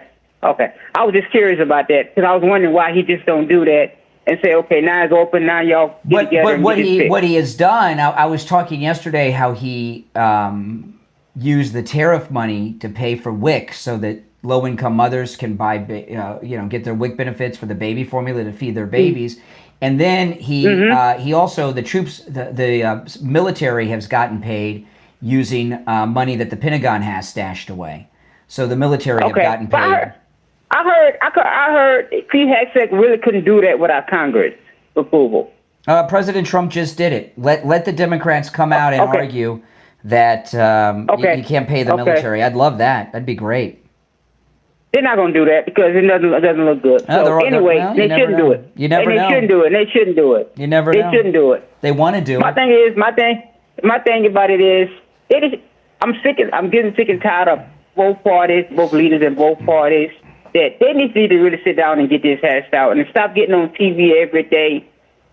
Everybody, Mike Johnson gets up there talking trash. It has nothing to do with Johnson. It's in the Senate. Yes, it does. The Senate took a vote last night. Fetterman didn't even show up. Brian, he can say, okay, let's get together. And both leaders of both parties can get together and say, let's figure this out. Yeah, they can give health insurance to 25 million illegals. That's what they want. 25 million. You know what they're not doing it. You know they're not doing it. That's so what I'm the not going to Democrats argue with you about it. That's why. You know it's not true. It's not true, and I'm not going to argue with you about it. I know. I don't blame you. You're in denial. Okay, well, you have a good day, man. Yeah, he's in total denial. Yeah, Fetterman didn't even show up to the vote. Okay, this is a radio station break. We'll be back shortly. All right.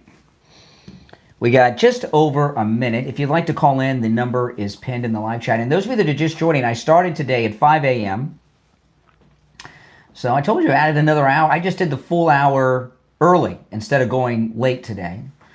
So, and I kind of like it. You know, I do. I like coming on early. And I guess this is the third month that I've been doing it. Second or third month. I started in September, and I did make a big deal about it because I wasn't sure I'd be able to maintain it. So I started last month. I did it every show last month. So this is the beginning of we're in the middle of the third month of the expanded show. So I appreciate you guys sticking with me. All right, we got about 30 seconds and we will be back. Okay.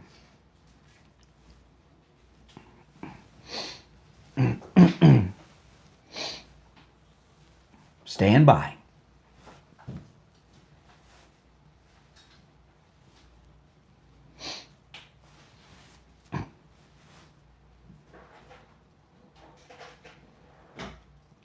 Welcome back, everyone. I'm Brian Craig. You're listening to Florida's longest-running radio show, The Steve Kane Show. On the radio since 1977, celebrating 49 years on the radio. Our number is toll-free 1-888-465-2631. 888-465-2631. Did you guys catch the Presidential Medal of Freedom ceremony with the president yesterday for Charlie Kirk? Oh, my goodness. Not a dry eye in the house. His wife came out. She gave that speech. It was so sad. The White House feed, I carried that event on my YouTube channel, and it was emotional. And then the White House cut the feed, and I guess they thought the president was going to go back into the Oval Office, but he didn't do that right away. He went out and went up to Charlie Kirk's parents And I saw some of that footage.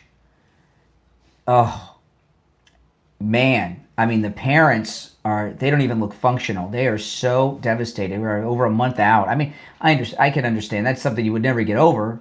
Well, I can't understand it. I don't want to understand it, but you could see it. I mean, it was...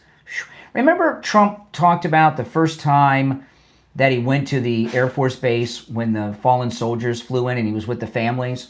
And the general said that when they land and they start bringing out the caskets, they're going to see something you've never seen before. I saw that with Charlie Kirk's parents yesterday. I mean, that was just god awful what these never Trumpers and Democrats have done. And you saw Charlie Kirk's wife give that very emotional speech.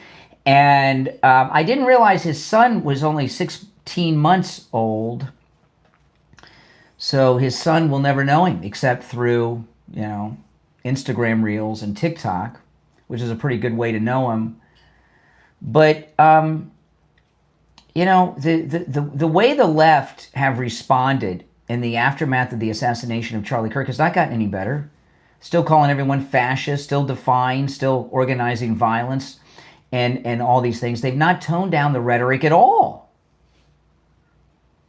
And they've gone so far, quite frankly, as to blame Charlie Kirk for his own assassination.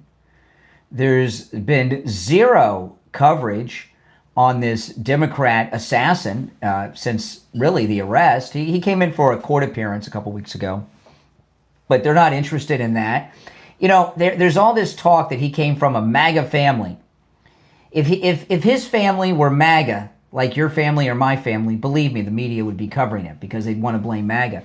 But so far as the Presidential Medal of Freedom, I want to ask you this question because I was thinking about this at the time yesterday, and I thought about it this morning, and I don't have an answer to this. We have two Republican martyrs in American history now, right? Charlie Kirk, a political martyr, and perhaps a Christian martyr too, because he was killed by this gay Democrat who was involved in this trans relationship. So a lot of Charlie Kirk's positions on trans issues were, of course, based on his Christianity.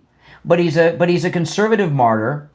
And the other Republican martyr we have is Abraham Lincoln. And both Abraham Lincoln and Charlie Kirk were assassinated and became Republican martyrs. They were both assassinated by Democrats who were trying to stop what they were doing, which was changing the country, right? The Democrats killed Lincoln because he freed the slaves and everything. And, of course, turning the youth Republican, red-pilling them, magnetizing them is what Charlie Kirk was doing. And they assassinated Charlie Kirk because he was freeing young people from the Democrat plantation, too. And it's very important to honor Charlie Kirk, to the Presidential Medal of Freedom. There's a street in Florida up near Orlando already named after Charlie Kirk. Senator Rick Scott, who was the governor of Florida before Ron DeSantis, he was an incredible governor. He did more to get this state prepared for hurricanes than anyone ever. I mean, he was an amazing. He's introduced legislation in the Senate to rename a street in Washington, D.C. after Charlie Kirk. And there's a lot of things like this going on. And it's important to do this while it's on everyone's mind so that they get done. And it needs to be talked about why the Democrats killed him. But do you know of any other Republican martyrs? I don't. And we don't have in the Republican movement. See, this is the sad thing. American history is written by liberal college professors. The historians are all liberal, right? Like this Ken Burns has this new PBS documentary coming out about the American Revolution. I'm going to watch it. I've seen all the Ken Burns documentaries except the one on baseball because I'm not interested in that. And his documentaries are really, really good. But this is his first documentary like this in the Trump era. And I'm expecting, now I could be wrong, and I hope I'm wrong, but I'm expecting liberal Ken Burns to have something in one part of his documentary. Maybe I could be very wrong about this. I haven't seen it. But I'm expecting Ken Burns to, it might just be a sentence buried on one night of the documentary. But there's going to be something said about immigrants helping General Washington win the American Revolution. I just see that because he's such a liberal jerk, Ken Burns. But because history is written by liberals, literally Democrat liberal college professors, there's not a lot of glowing things written about Republicans throughout history. And that's why it's so important to document this. You know, I've talked to callers about this from time to time. January 6th. You know, when January 6th happened, I said immediately, I told you guys, I said, you know, we in the MAGA movement, we're going to have to explain January 6th for the rest of our lives because the media have established this false story of January. Now, by the way, this is not a signal to call in. We're not going to talk about January 6th. I'm talking about how history is written. The media has created this narrative of January 6th that is going to become written about in the history books. It probably already is. So that's what's going to be taught.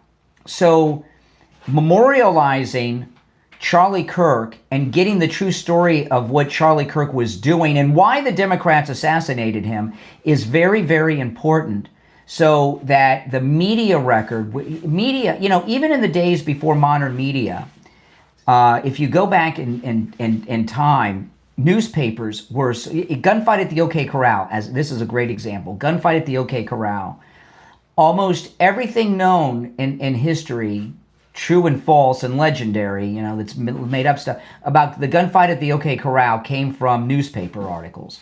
Most of the history of the Old West came from news publications of the day. Well, now we have the modern news, and they establish, so it's important to talk about it and get it out so that the historical record about Charlie Kirk is firmly done and written and ingrained, and they can't cover it up. That's why it's important to do these things now. Name as many things after Charlie Kirk as we can. Now, you know, they're going to point to things, oh, well, his position on this was that, and he, you know, he wasn't perfect.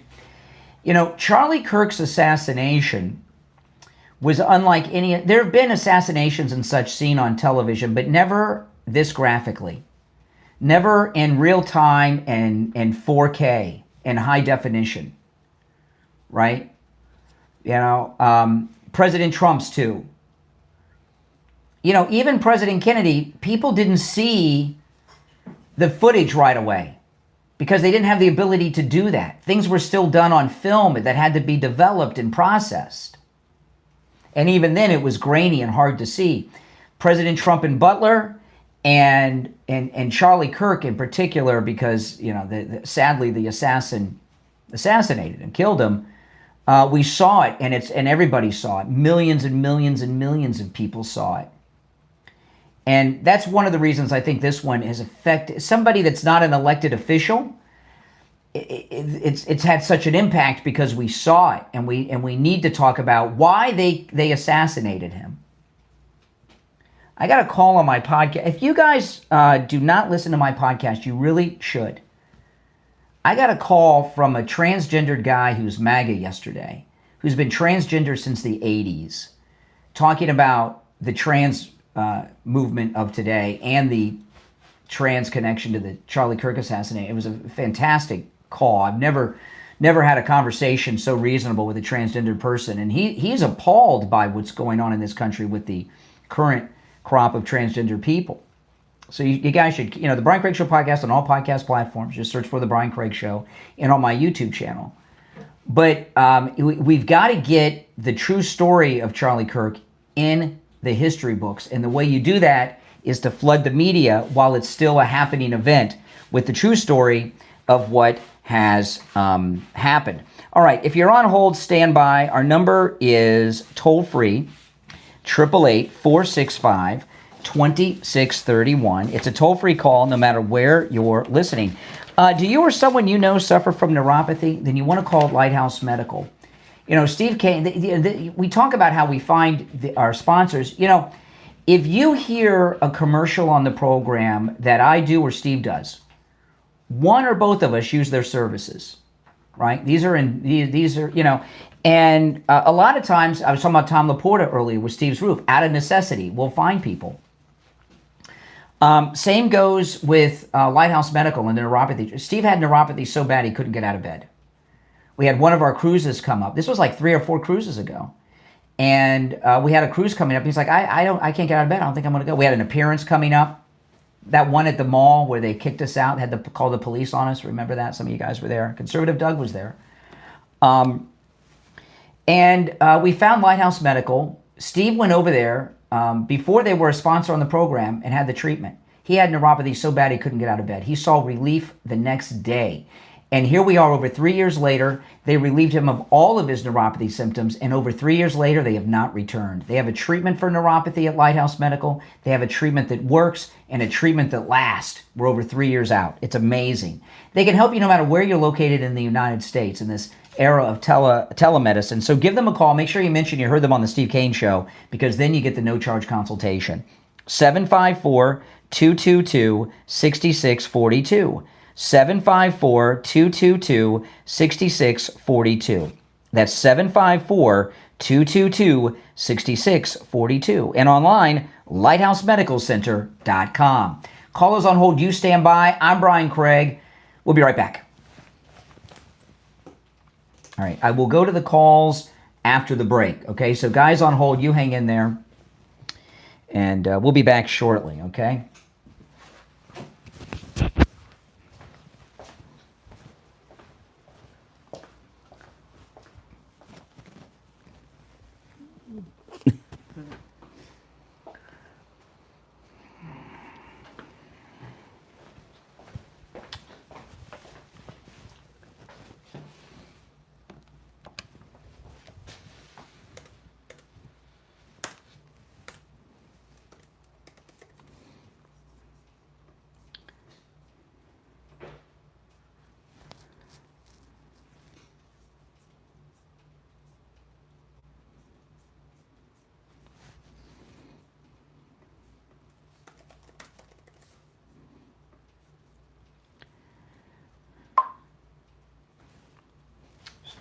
Stand by, guys. We'll be back shortly. I'll go to the calls after the break.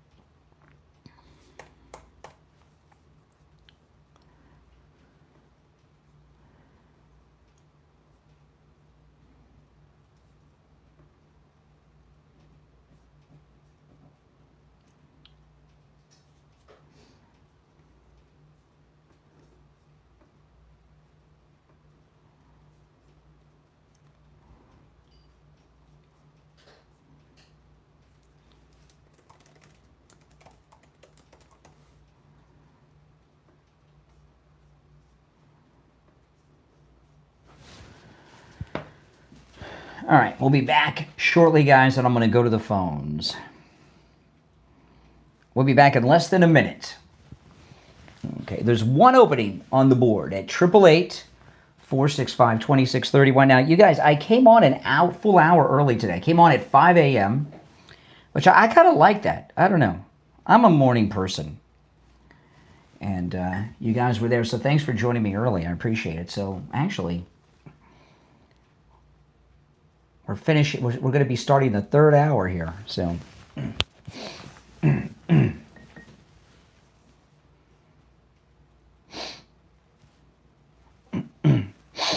right, stand by.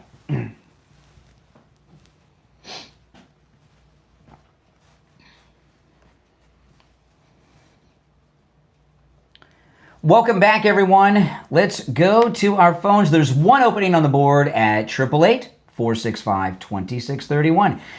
You're on the air. What's your name? Where are you calling from? Hey, how you doing, Jeff? Jim, where are you calling from, Jim? Jim from where? I'm calling from Florida. Jim from Florida. What's on your mind, Jim from Florida? No, it's Jeff from Florida. Oh, Jeff, I'm sorry. What's on your mind, Jeff from Florida? Well, you were talking about Trump at the presidential award for Charlie Kirk yesterday. I just wanted, did you catch when Erica Kirk corrected him about when Trump said that Charlie hated his enemies? And she said that, and she came up there and she corrected Trump. And I was just wondering if you caught that. No, I didn't catch that because that's not what happened. And, obviously a liberally impaired fool like you would see it that way. Yeah, but when you saw it, you didn't hear it with your ears, though, because that's not what happened. Yes. What did he say? He goes, Charlie hated his enemies. And she got up there and she goes, no. She goes, Charlie did not hate. I tell you, oh my God! Liberalism. Wow, I'm going to tell you what happened. Wow, dude. Yeah, let me tell you what happened. I'm just asking you. Go ahead. All right, let's hear what. Let me tell you what happened on this sad excuse for a phone. It sounds like you're in an aluminum can. Okay. President Trump did make a comment about not wishing good for his enemies a few days back. She said yesterday, that was not yesterday, Erica Kirk, while she was eulogizing the late, great Charlie Kirk that you hate like the plague, she said that he prayed for his enemies. And then President Trump made a funny, that was called a little bit of sarcasm and humor in a very difficult moment, but because you are liberally perverted in your thinking, you have no sense of humor. You have no sense of humor. Let me ask you something. Brian, let me ask you something. Are you trying to start a civil war? Is that what you wish for?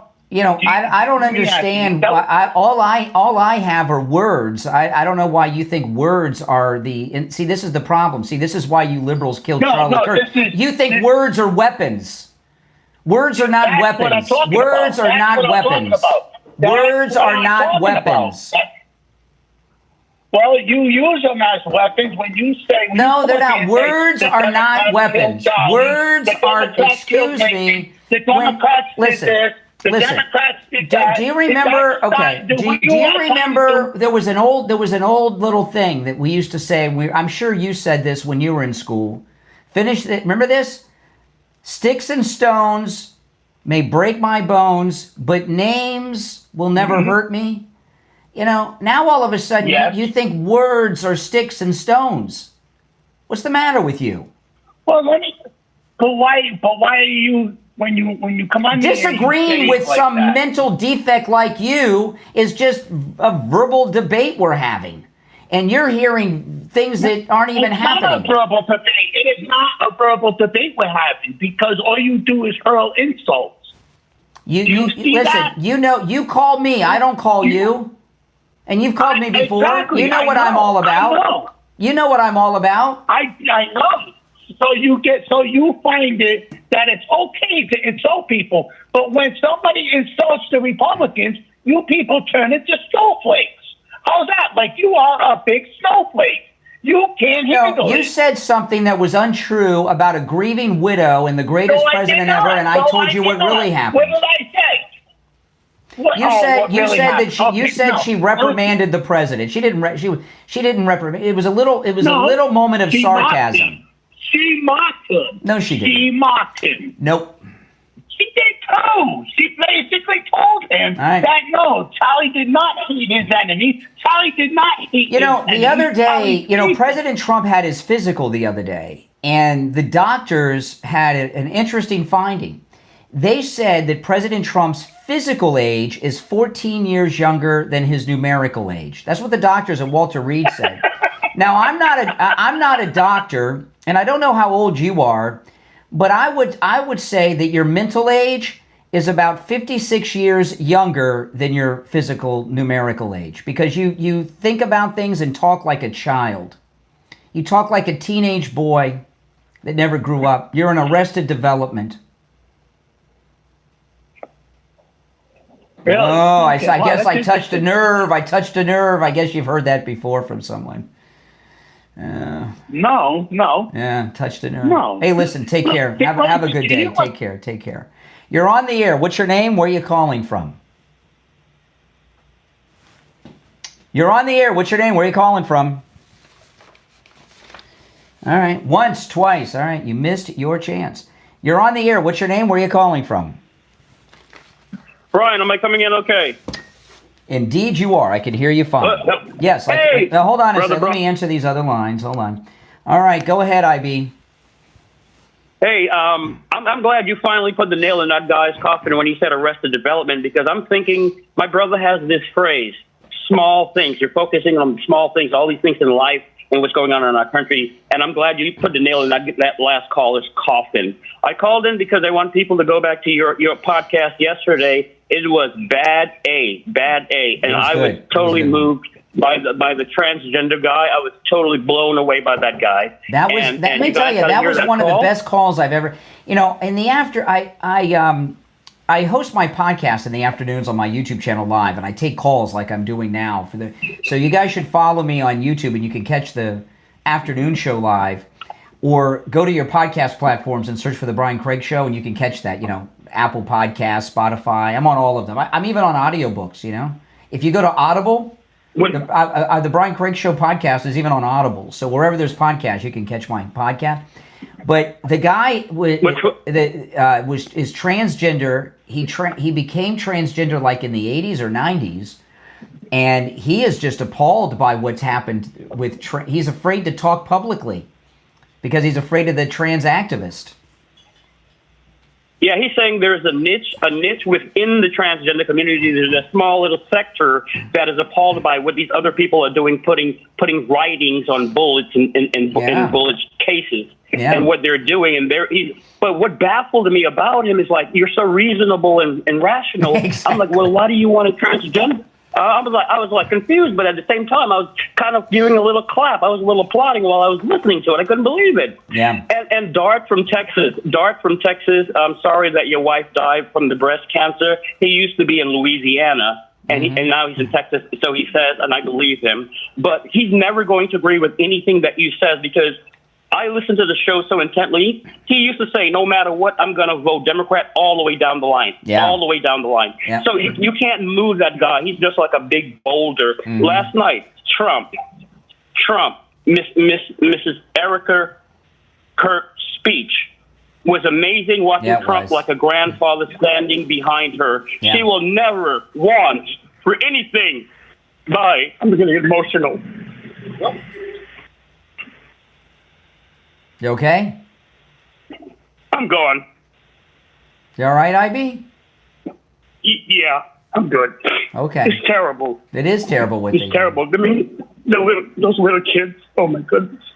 Yeah. Anyway, I didn't mean to choke up, but wow, man. That's okay. Just watching Trump stand behind her as the father figure.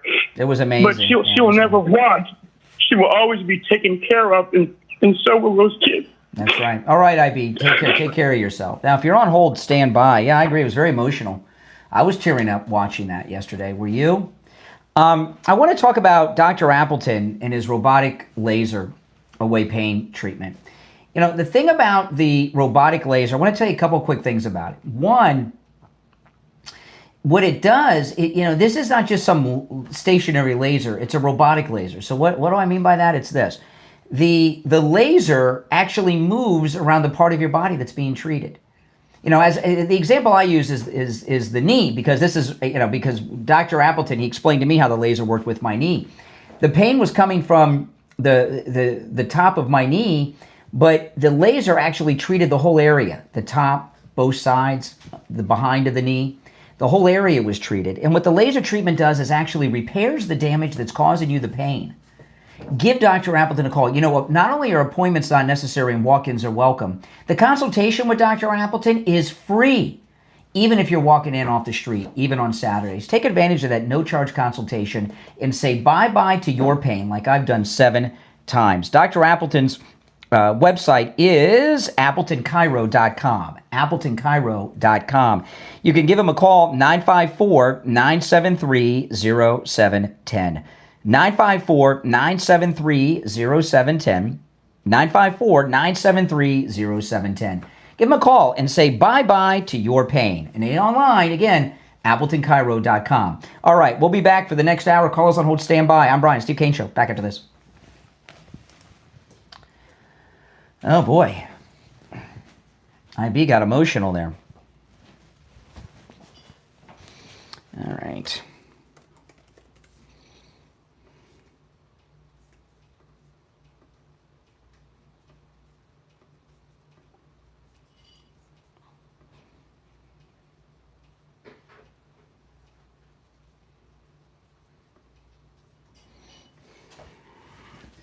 If you're on hold, hang in there.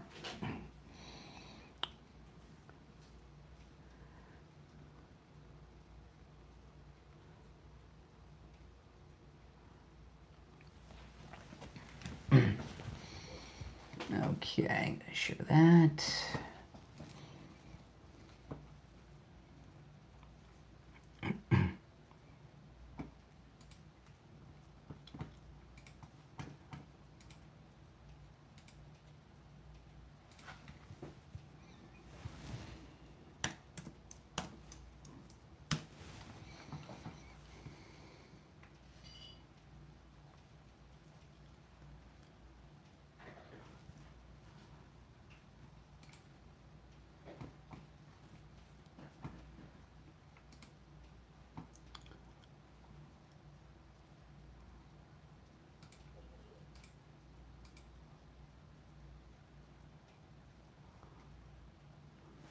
No, I just came across this. I don't know if this is worthy of playing on the air or not. Let me pull this up. It's an interview I just saw on X with President. This is President Trump's mother. Let me play this. See if I should play this on the air.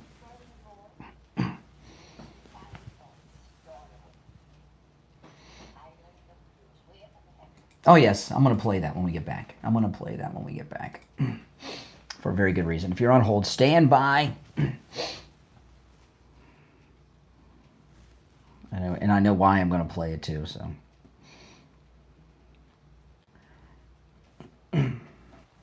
All right, we'll be back in 1 minute. I'm going to play this when we get back. And then I got a question for you guys.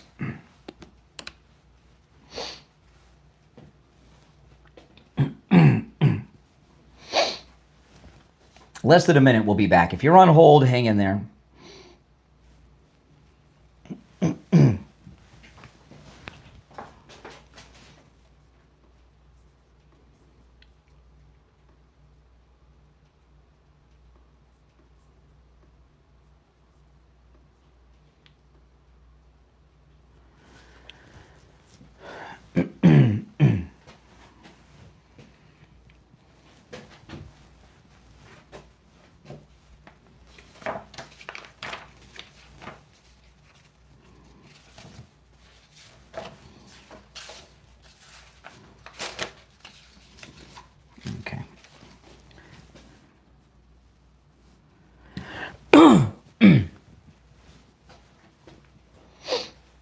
Welcome back, everyone. My name is Brian Craig. You are listening to Florida's longest-running radio show, The Steve Kane Show, on the radio since 1977, celebrating 49 years on the radio. If you're on hold, stand by. I got 2 things I want to throw out. One, I want to ask you all a question, because I was looking for this, and I could not find it. And I thought it would be on their website, but I couldn't find it on the website. I was looking, is there any place that any of you know of that have Rush Limbaugh's radio shows archived? I'm not talking about a random show. They had all of his radio shows because they used to do the best of and all that stuff.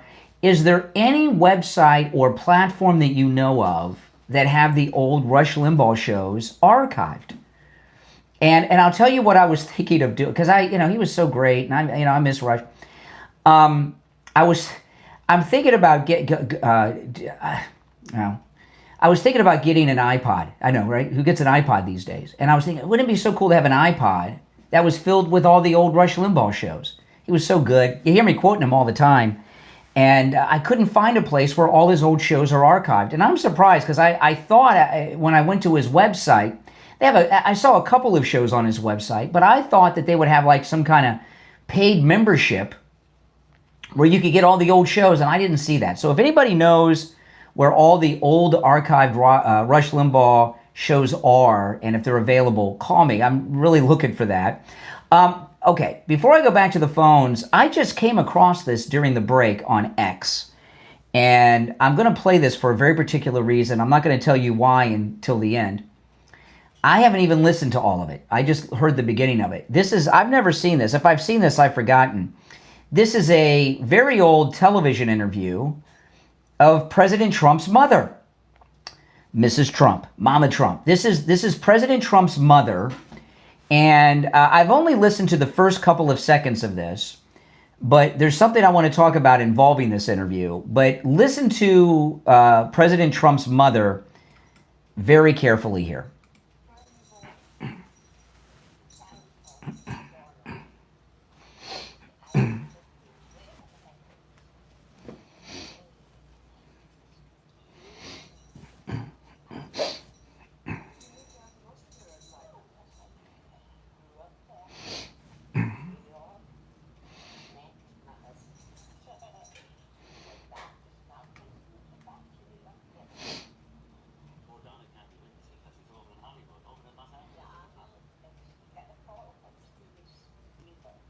Oh, Steven Spielberg.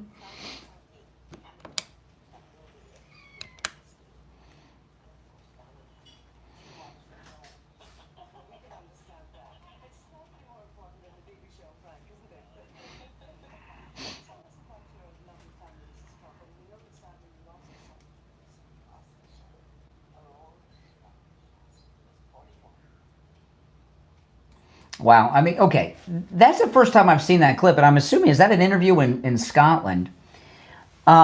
She's got a heavy accent, that Scottish accent. She sounds kind of, I don't know, she sounds like a leprechaun kind of accent. I don't know what you would describe that accent. And she talked about how not only did she grow up in Scotland, after she met the president's father, she went back to Scotland. Here she is in Scotland. All of you people, and let me tell you why I share this. President Trump is a first-generation American. Not only is President Trump a first-generation American, but all of his children except Tiffany are first-generation Americans as well, because President Trump's mother is from Europe, and all of Trump's children's mothers, except Tiffany, they're from Europe too. And they all have accents. Heavy accents. But all of the Trump children, including the president himself, are 100% American. Not just, I don't mean just in their citizenship. I'm talking about in their mind, in their heart, in their way of life, in their way of thinking. They're Americans. First generation. See, this is how it used to be. You know, I got a call today from a guy that had the heaviest Mexican accent you could imagine, telling me he was born and raised in L.A. And maybe he was. But you know, I've had many calls from people calling me from L.A. over the last couple of years. They all have this Mexican accent that they call an L.A. accent. The accent's changed.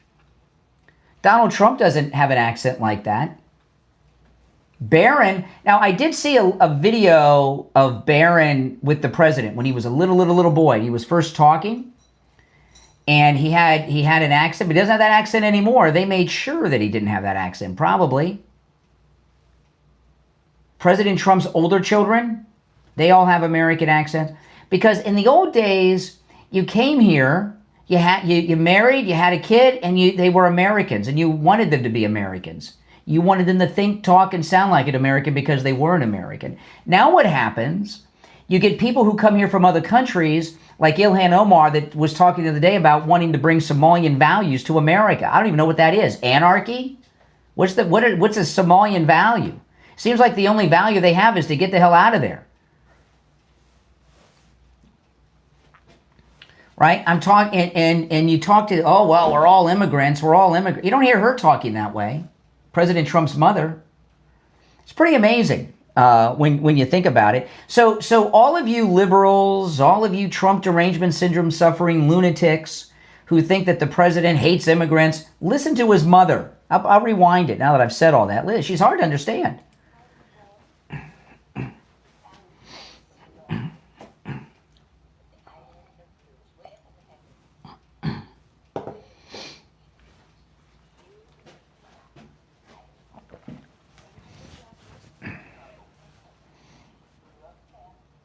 Wow, they're amazing.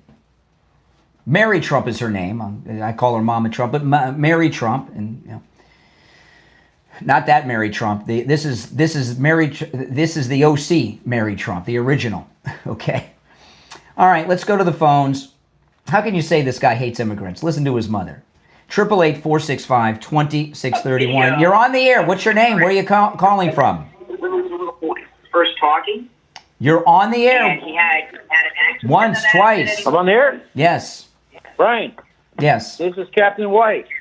Okay. So, what I wanted to say is I am very much in California and just wondering, how do you feel about everything that's going on with the governor? Because I feel that the governor needs to be out of office and somebody else needs to be in his place doing things that well, he will be doing. soon, right? He's not. He can't. Is he term limited, Gavin Newsome? Because I don't hear anything about him running for governor again. So he'll be on his way out, and he'll spend the rest of his days on MSNBC or CNN talking about liberal garbage. Well, that is good because we are struggling over here, man. There's all kinds of laws, and nobody cares about any of this. Yes, I know. I do. I know. He's on his way out, but that's not what we're talking about today. You're on the air. What's your name? Where are you calling from? Oh, hey, Brian. It's Mike from Houston. How are you? Hey, Mike. What's up? Hey, yeah, I just want to call in and say God bless you to Ivy. I was listening to you guys while I was out biking earlier this morning, and you could feel the sympathy and compassion and care that Ivy has for Charlie Kirk's widow and I want to tell people not that it's the children now. IB's reaction, I think, is how a lot of people were watching that yesterday. Yeah, and I will say, IV to me really kind of typifies the average conservative. You know, we have a heart, we care, we have empathy, we have sympathy, as opposed to the lunatics of the left, and like the guy that called in right before IV. That was a night and day comparison in just everything that differentiates the left from the right. So yeah, I just wanted to say, Ivy, you're a great human being, and I just wish there were more, people like you in the planet. So, oh yeah, I mean, but anyway, that's all I had to say. And you heard the liberal. He watched it, and all he could think about was taking a jab at Trump. Watching that, he wasn't emotionally impacted at all. The difference, huh? Yeah, and I'm going to have to go back and watch that, literally cell by cell and see what exactly was said. But to zero in on something like that, that wasn't even if it did happen the way he said, and I don't believe it did. It's weird. These people have dog whistles. Yes. They hear offensive, It's called hallucinations. They have hallucinations as well. How can we? This is what just blows me away. It's like these people drive cars, they fly airplanes. That's right. And it's like, how can they be so divorced from reality? You see them sometimes on planes, those viral videos where they're freaking out on the plane. You see them a lot. There's these Trump. Yeah, I know. Yeah.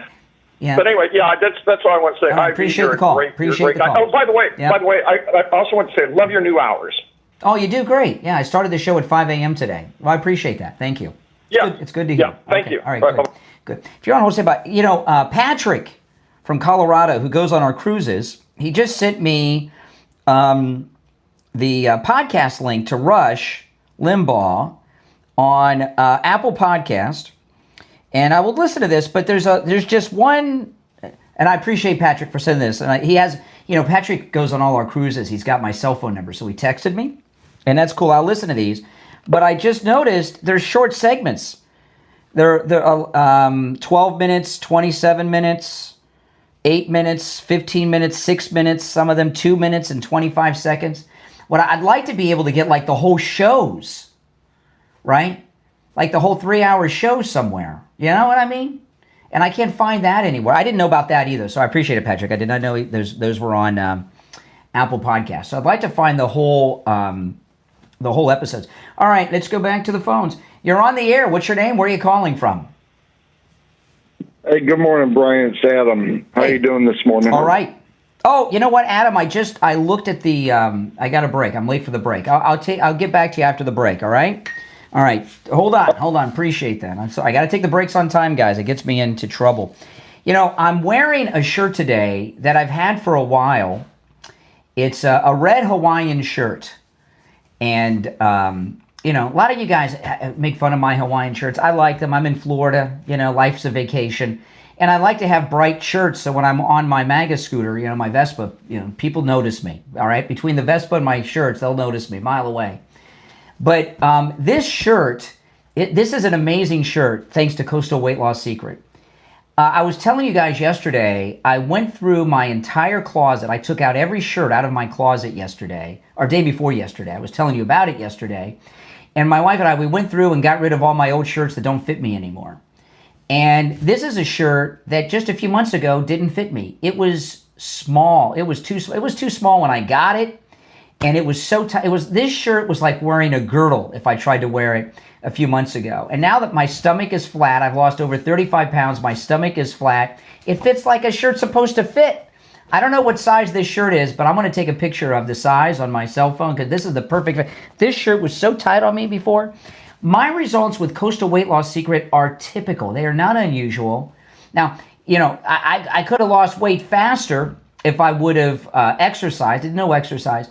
But I lost about a pound a day, and that was fine with me. And it worked out well because I didn't have any lifestyle changes.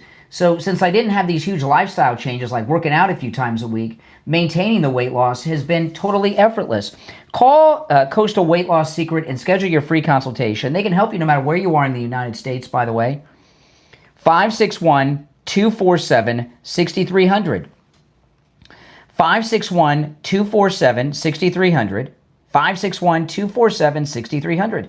And online, coastalweightlossecret.com. We'll be right back. Yeah, these are good, but some of them are just, there's 1,300 podcasts here. 6 minutes, 12 minutes, 15 minutes, 2 minutes, 25 seconds, 10 minutes, 8 minutes, 13 minutes. They're not the whole show. They're like segments. And they're on good topics, like this one here. December 13th, 2021. It took only 5 minutes for Democrats to politicize the Oklahoma tornado. That's one. Yeah. So these are good, and I'll definitely listen to them. November 5th, 2021. The Mueller report is based on lies. I'm going to definitely listen to these.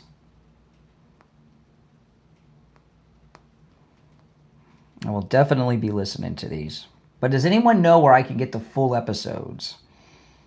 Maybe the full episodes are not available. I don't know. I wonder who owns them.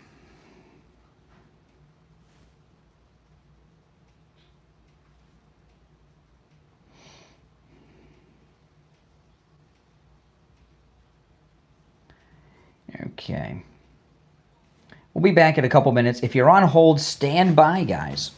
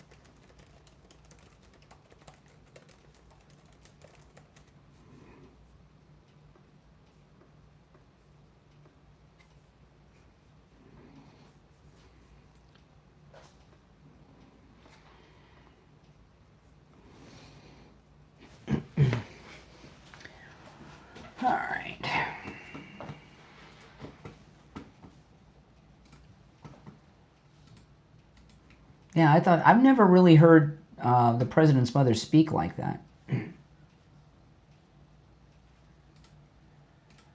Have you? No, I didn't realize how heavy her accent was.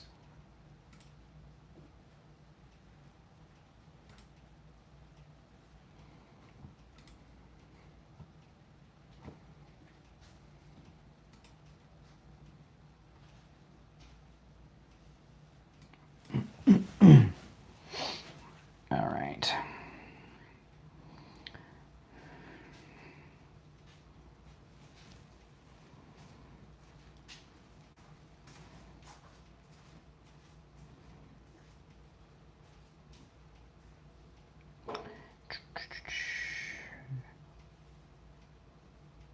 We'll be back in 1 minute, and I'm going to go back to that guy that held over. Yeah, I like coming on at 5 a.m. I've been coming on like at 5:20, between 5:20 and 5:30, but I kind of like coming on at 5 a.m. I mean, I didn't have to go out and get coffee this morning, so if I go out and get coffee, I can get on like quarter after, 20 after. But if I don't go out and get coffee, 5 a.m. is easy.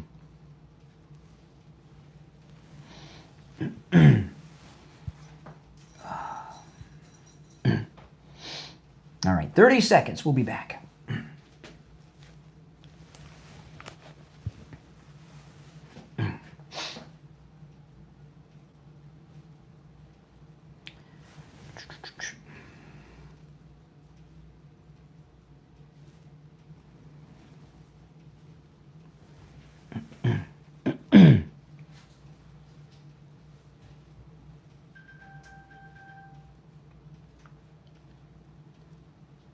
Welcome back. I'm Brian Craig. You're listening to Florida's longest running radio show. All right, thanks for holding through the break. What's your name again? Where are you calling from?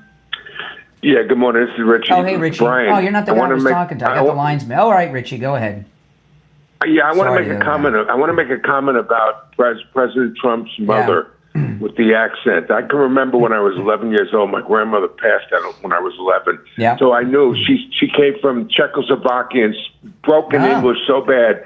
And she used to call my mother Anna, and my mother's name was Ann. And my mother had no accent and was proud to be first generation American. Yeah. And you know what? Really, I start to pinch myself when I start to see an invasion out in Los Angeles, when you have ICE trying to find illegal people that are in here illegally. You see more Mexican flags than you see American flags. What's happened which here? Tells me, this is what's happened. Okay, they've been colonizing our country. They're not immigrants. President Trump's mother, Mary Trump, that I played the interview, she was an immigrant. What we're dealing with now are colonizers, and it's so interesting because the liberals are telling us that colonizing is bad, and here we are being colonized.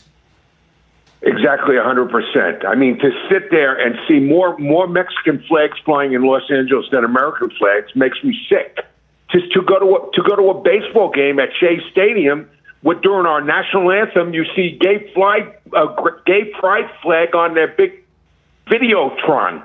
I mean, it to the point where, and then you see Palestinian flags all over the place instead of American flags. Like your grandmother's from Czechoslovakia. You're as Czechoslovakian as I am. I mean, you know what I mean? I mean, this is ridiculous. I'm American. Exactly. My mother was American. My father's family was from Germany. Well, that's how it used to be. Now we're here, we're taking over, and we're going to turn Minnesota into Somalia.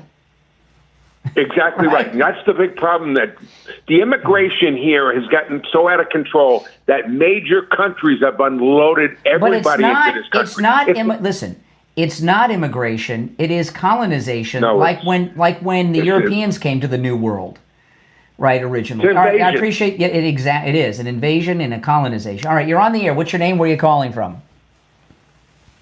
It's Adam from New York. Hey, Adam. Hey. I just want to be quick and brief.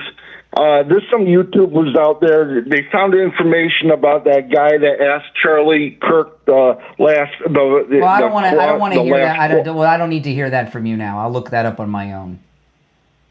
Okay, okay. I understand. I appreciate if you check on that. Okay, thank you. All right, I'll look it up. You're on the air. What's your name? Where are you calling from? Good morning, Conservative Doug. Oh, hey, Doug. You know, yesterday I was so surprised. 2 Democrats I know came over to me and said, I got to tell you, President Trump is doing a great job. I said, wow, I never thought I'd hear that from you guys. I says, let me ask you a question. What do you think about him? Why do you like that? Oh, he's settling all these wars. Nobody's ever done anything like that. I said, so what do you think about him not getting the Nobel Peace Prize? They said they should definitely give him the Nobel Peace Prize. I know they gave it to somebody else, but they should do something to get special. I don't understand why you keep Trump. encountering Democrats. Are you hanging out at gay bars or something? What are you all these Democrats coming up to you? No.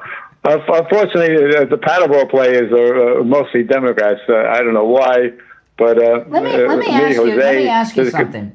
Are there still gay bars? You know, because gays used to have their own bars when they were in the closet, but now since everything's been settled, do they just go to regular bars now, or are there still gay bars? Does anyone know? I don't know. Yeah. I wonder. I wonder if gay rights put gay bars out of business, right?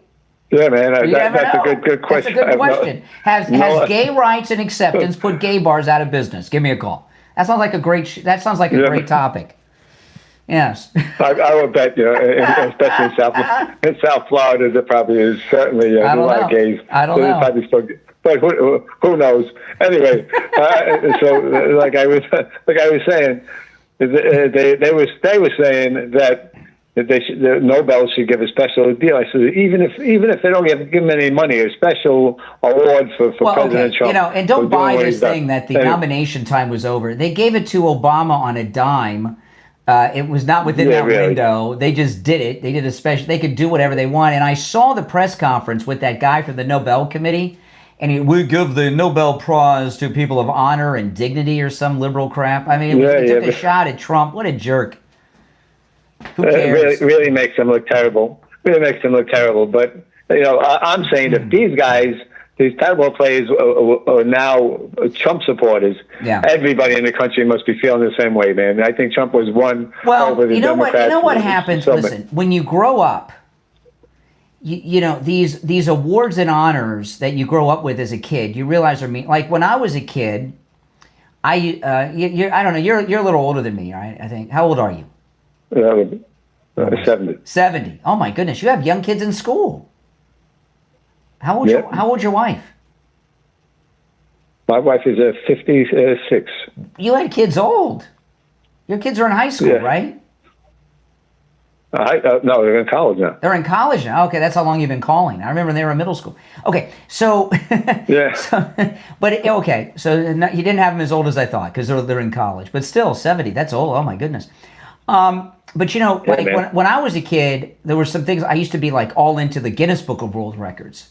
I thought that was so cool. And now who cares, right? How many hot dogs that guy ate or whatever, right? Who has the longest fingernails? And then I was into like the Oscars and the Emmys and the Grammys and the American Music Awards. And then you see how fixed that is, right? So you don't care about that. Yeah. And now the Nobel Peace Prize is it's done. It started with them giving it to they gave it to Obama before he even did anything, right? They gave it to him and they said we're giving this to President Obama because of our future expectations for his greatness, right? So that was the beginning. But this thing here with President Trump ending 8 of the 9 wars in the world in 9 months. They've lost their juice. It is no longer a credible award. They used to give it to. They used to give. I give an example. Like the Profiles in Courage Award is given out by the Kennedys every year, and they don't require you to read that anymore in school. But back in my day, we had to read it like in 8th grade or something, and it was the book written by President Kennedy when he was in the Senate, and it was about senators who did what they thought was right in the Senate, regardless of what their party was going. They went against their party. And, and the Nobel Peace Prize in some ways was kind of like that, right? They gave it to Martin Luther King and Gandhi, right? Because they were taking on the establishment. Now it is the establishment. right? Like Bill Maher. Bill Maher, his original show on ABC was politically incorrect. Go back and watch that. It's the most politically correct show you've ever seen. But they used to give the Nobel Prize to people that were taking on the establishment. Like, I'll give you another example. Howard Stern used to fight the man, fight the establishment. Now he's like a retired old Jewish lady in Palm Beach, and he is the establishment, right? And that's how the Nobel is no longer being awarded to people who take on the establishment. It is the establishment now, right? And it will never recover from this. It is forever lost. It's like the Pulitzer to those New York Times reporters for the fake Russia reporting. If they were Pulitzer Prize winning quality reporters, they would have known the story was bogus, and the story would have been this fake thing that was being pushed. And they haven't even taken it away from them. If they were smart, they would come out and say, well, since President Trump has done such incredible things, we're going to give him a special award, a plaque or something. No, they would have given him the Nobel Prize. The Nobel Peace Prize will never recover from this. No, it is meaningless. It is liberal hacks, and they did themselves in. You know, they did themselves in with it. It will never again regain credibility. Bud Light. They Bud Lighted themselves. That's it. You know, exactly. It was kind of like the baseball record scandal when those guys were like Mark McGwire. All of them, I remember Mark McGwire. He what was the record he got for home? Whatever it was. And then I saw him testifying in Congress about steroids. He was a little tiny guy all of a sudden. It looks like Steve said it. He said it away. He said Mark McGwire looks like they stuck a balloon, a needle in a balloon and let all the air out. Those records became meaningless because they were all roided out, like Lance Armstrong, right? You know, and so these records and these awards, they've all exposed themselves. They're worthless. They're valueless. They mean nothing.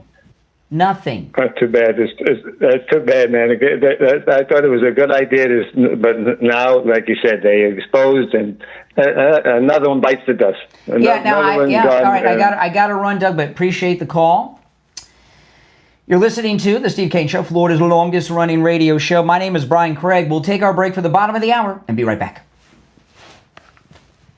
All right. Okay. Definitely got to do that.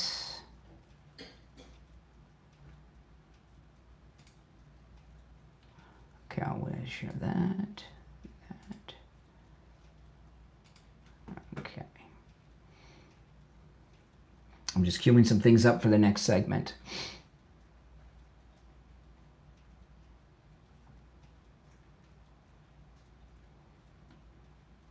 Oh, yes.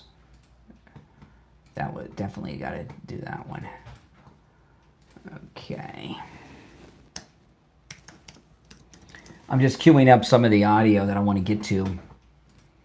If I don't queue it up, I get distracted and forget what I want to cover when I'm in the segments.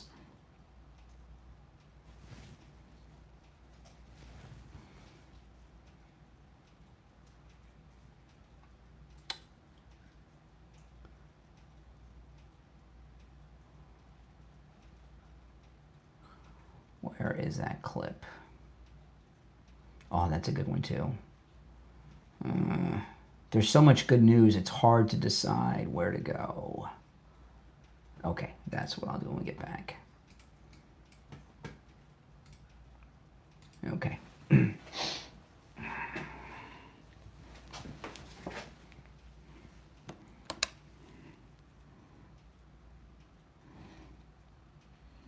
Okay, we got some time. I will take a call while we're in break.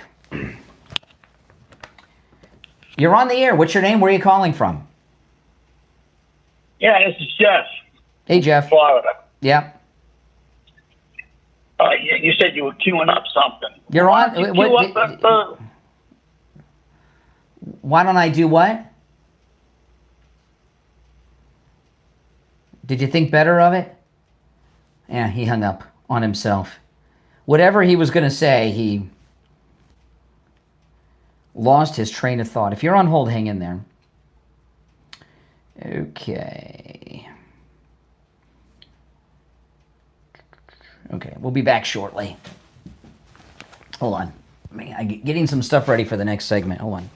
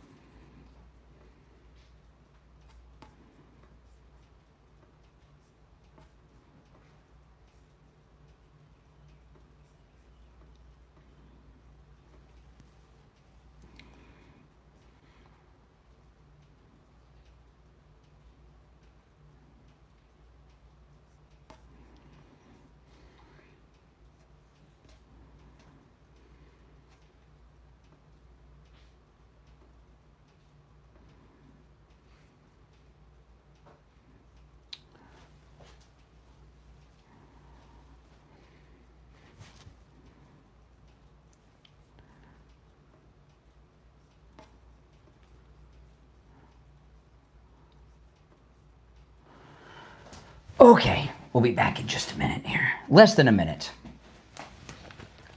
Sorry, sometimes it takes... I got some audio that I want to get to in the next hour. Sometimes, if I don't cue stuff up during the break, I'll forget about it, and then I won't get to it. I do that all the time. I'm like, oh, I meant to bring that up. Okay. We got about 30 seconds, and we will be back.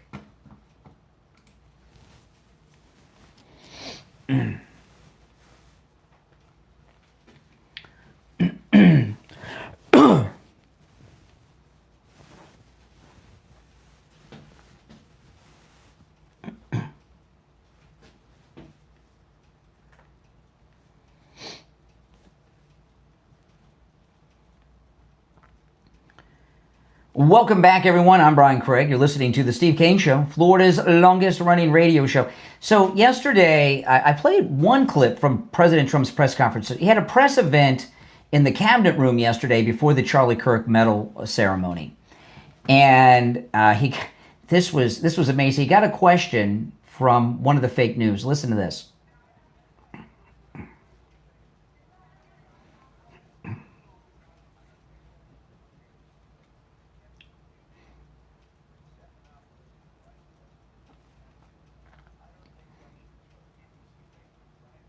Okay, now, isn't that something? He really clamped down on ABC fake news.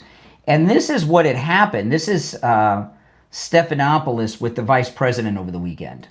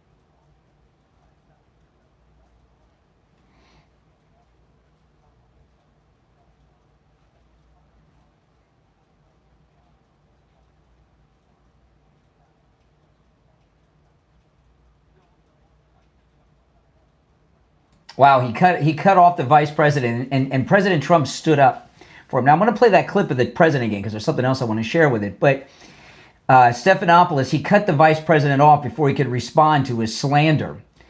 And Stephanopoulos obviously is a broken man. He's a scumbag. Stephanopoulos has always been a scumbucket, okay?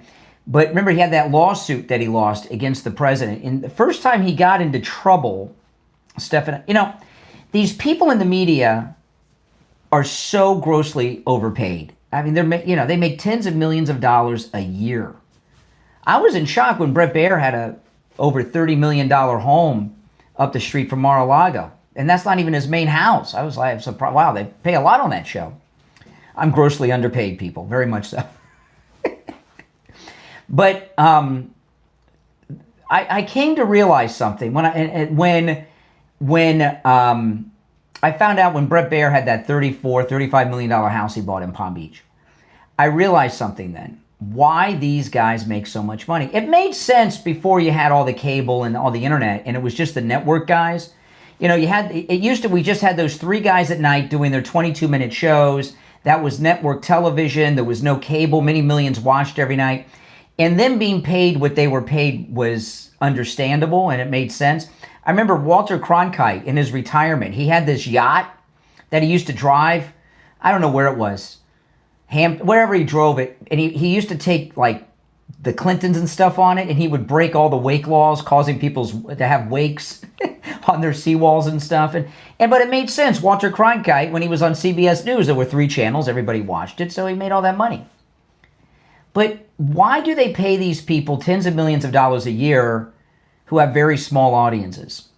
And I realized it. They've all made deals with the devil. They pay them so they'll say and do whatever the heck they want them to do to spread their propaganda. They're all deals with the devil. Literally, remember that the third Oh God movie, Oh God, You Devil? Remember that? George Burns was in that one too. The guy wanted to be a rock star. He made a deal with the devil to be a rock star. Remember that? That's what all these guys have done. They've all made deals with the devil to have these big jobs in the fake news media and get paid millions of dollars. All they have to do is say whatever crap they want them to say. And Stephanopoulos, and they have them under their control. That's why they keep him around. The first time Stephanopoulos ran into trouble was during the Democrat primary for the 2008 election, when Hillary was running against Obama. Right? She wasn't secretary yet. Senator Clinton versus Senator Obama. And this shows you what happens when you make these deals with the devil, okay? Now, George Stephanopoulos, this scumbag, who I don't know how he's on television, he worked, a lot of you know, many of you don't because you weren't around then, but he worked for the Clintons. He first worked for it wasn't Mario Cuomo he worked for. Who was the big New York Democrat he worked for before the Clintons? Was it Mario Cuomo? I could be wrong, but anyway, read this. He became well known. He was the spokesperson for Governor Clinton's presidential campaign in 1992. And he was very young at the time and considered a hipster. And the whole thing with the whole Clinton campaign is they got all these young hipsters, baby boomers were kids then, still young people. And he was this hipster. And he went on to be the White House press spokesperson. He had Caroline Leavitt's job in the beginning of Clinton's first term. And they fired him from that job. And he got promoted to, they kicked him upstairs. He became special advisor for the president. That didn't work out long. And the reason that they got rid of, do you remember why they got rid of him as the press spokesperson? He was nasty. And everyone hated him. He didn't get along with anybody because the way he was with Vance, he was with everybody. He's a nasty man. But what he did for Bill Clinton, he did this in the first presidential campaign, and he did this in the White House. They had a 3-person committee. It was George Stephanopoulos, James Carville, and Hillary Clinton. And any time one of Bill Clinton's victims would come forward and say, I was raped, I was sexually assaulted, I was groped, he gave me a bloody lip, George Stephanopoulos, James Carville, and Hillary Clinton. It started with Jennifer Flowers. Remember Hillary's hairdresser that Clinton had an affair with? And they would get in their little room, and then they would come up with a strategy to smear their reputations in public and destroy their lives. He was a part of that. This guy, George Stephanopoulos, is one of the biggest, scummiest people in the media. And they abuse him, and he takes the abuse because he makes all this money still, but he looks like a dork and a jerk with the vice president over the weekend, and then this moment yesterday. Let's take our last break of the hour. We'll be right back. I'm not finished with the Trump clip, so I got to go back to that when we get back.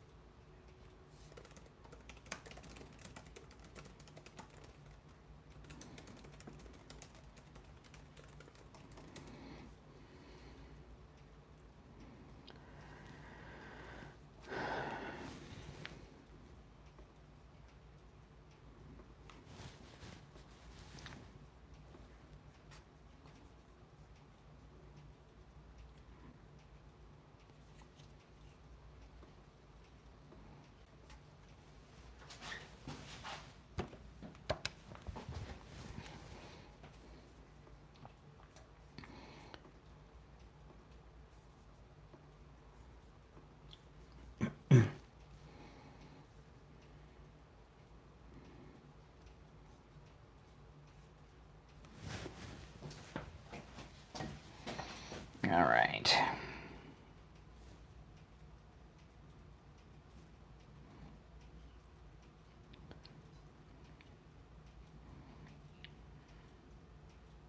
Okay, we'll be back shortly. Hold on, let me.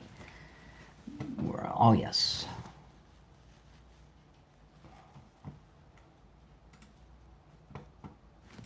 Okay.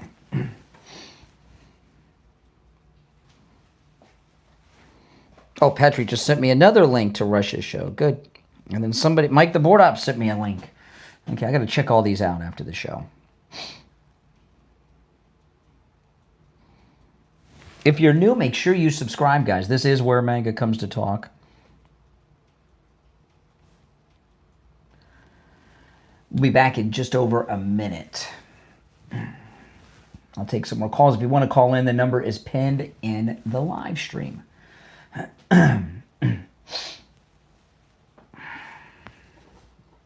The show has flown by. I mean, I started at 5. It's almost 8. Less than a minute. We'll be back.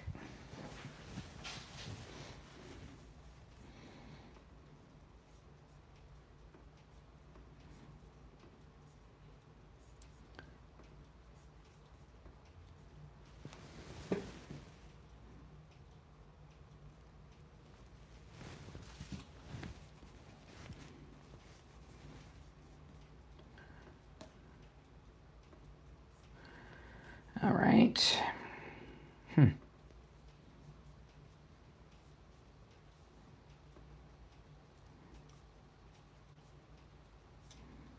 So strange.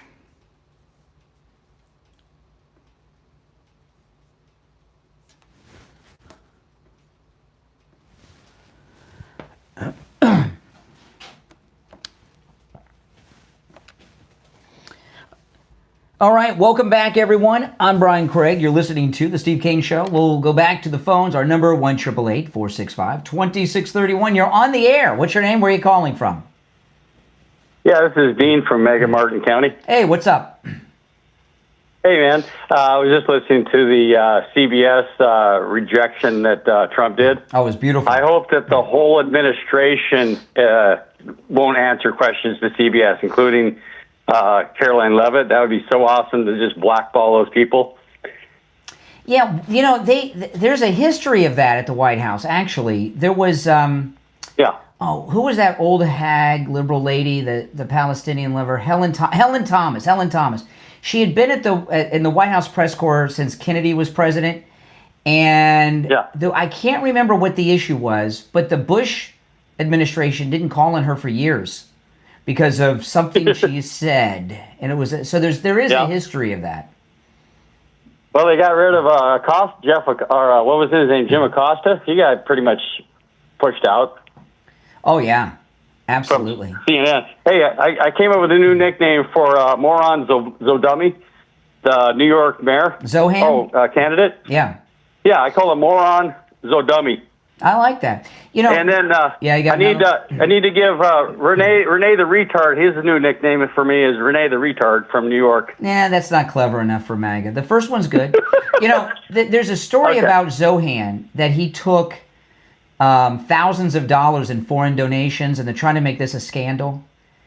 There's nothing that's going to stop these Democrats from voting for Zohan. If he came out and threw a parade for the 9/11 hijackers, New York would make him mayor. You understand? There's nothing. Yeah, you're right. There's not that he's done that, but if he did, that's an extreme example. But no matter what he does or says, there's nothing that would stop them from voting for this guy. It's crazy, isn't it? I mean, that podcast you did about the Big Tish, I mean, she's lost her mind. I mean, the use. I mean, she was going into the, what's that comedian's name? He used to, the Coming to America. You Oh, yeah, Arsenio Hall's preacher from Coming to America. Yeah. I mean, who follows these people? I mean, their IQ is lower than 2 cells. It's crazy. But you know something? I saw on I was on my Instagram feed this morning. I got to see. They didn't pop back up, but there's a young girl who's running for city commission in Miami Beach, and I don't know. She popped up in my feed because I'm in South Florida, I guess. And she did this strange campaign. I cannot remember her name. It didn't come back up. I'm going to try to find it. But it showed her campaign sign in this thing on Instagram. It was the same font. It was the same font as Zohan, and she's Jewish. Oh yeah, she's Jewish, and I'm pretty sure I remember. I was looking at it in bed before I got out of bed this morning, and I remember her last name, but I'm going to check it out first and find out who she is and make sure it's who I think it is. But she's a Democrat running for city commission in Miami Beach, and the font on her logo was the same font and color of Zohan's, which is, that Islamic writing style. It's an Islamic font. It's an Arabic font. Yeah, you said that on the podcast. I remember that. Go look at it. Yeah, go look at his website. And I was in the same color and font and everything. And I'm wondering, is she just modeling herself after him, or is it the same people? And I want to find out because she's Jewish. So why is a Jew in league with this guy who won't condemn the Intifada? Yeah. You know what I'm talking? It's crazy. Yeah, exactly. Well, I mean, Tish James goes down. That would be, like a super holiday. We need to make that a holiday for MAGA. Yep. All right. Take care. Appreciate the call. You're on the air. What's your name? Where are you calling from? Hey, good morning, Brian. Chris from Poplar. Hey, Chris. Sorry, what's up? just take it off speaker. Uh-huh. Great. No, I just wanted to, follow up with the whole ABC thing because, we can always count on them. But I was brilliant that Vice President, how he handled that. He mentioned, hey, there's obviously clearly more important issues to discuss, but yet Stephanopoulos just wants to, go after yet another conservative, and anything negative will do with them. Yes. And I'm reminded that how I remember that one comedian, I think it was Roseanne Barr, who said a clean joke about Pocahontas, and they called up their friends at ABC, said, okay, get her off the air, cancel her, and that's what they do. That's exactly right. They take away your freedom of speech. They're talking about freedom of speech with Jimmy Kimmel. Come on. I brought up Roseanne Barr right away. They kicked her off permanently. And, of course, you knew Kimmel was only going to be temporary. Yeah. But, it's ridiculous, the double standard there. But, I'm glad President Trump did say that and got on him about it. Said, nope, sorry, fake news. Yeah, absolutely. No question for you. Yeah, I did find this girl, and I say girl because she's like a child, on Instagram, because I remember the last name. And I'll share, if you guys follow me on Instagram, I will share I'll share it in my Instagram stories. I'll do it during the next break. I'll share her campaign ad in my Instagram stories. Brian Crickshaw on Instagram. This is not a plug for my Instagram. It's just I can't get the Instagram video to go to my ex. So I'll share it on my Instagram stories, and just look at the font coloring and everything. I don't know. Does it look the same to you? Okay, I appreciate the call. All right, take care. Now, I want to mention this, back to the president at this press conference yesterday. There's been some weird stuff going on in the last week with Marjorie Taylor Greene. I might have played a couple of the clips on the program this week. I know I played some on my podcast. I'm not sure if I did here in the morning. She did this bizarre CNN interview, and Marjorie Taylor Greene's saying all kinds of crazy stuff. I mean, she just is, about deportations and other things, right? You've heard this?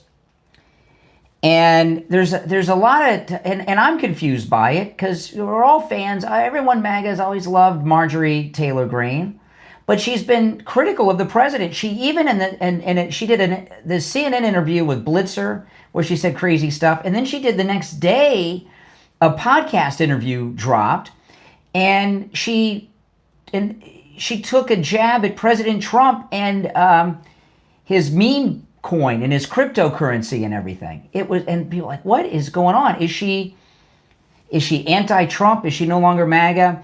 And I'm confused by it. And I've talked about it, and I said maybe Marjorie Taylor Greene, the president's not mad at her, that she's running for re-election and she's pivoting this way to get re-elected. I don't know, but I don't think the president is mad at her. And I'm going to tell you why. I want to replay the clip of President Trump going after the ABC News reporter, okay? And I'll tell you afterward how it relates to Marjorie Taylor Greene.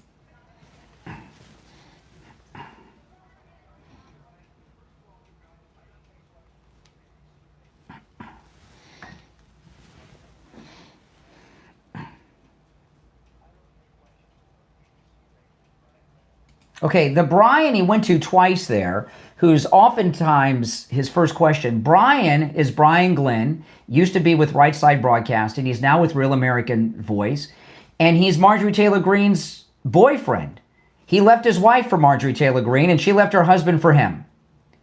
So if Marjorie Taylor Greene, who's out there even trashing Trump's cryptocurrency, which I have some of that Trump coin, I have some of that, and saying these other things that she's been saying, President Trump's not angry with her. If he were angry with her, would he be taking these questions from Brian Glenn all the time like this over these fake news reporters? I don't think so.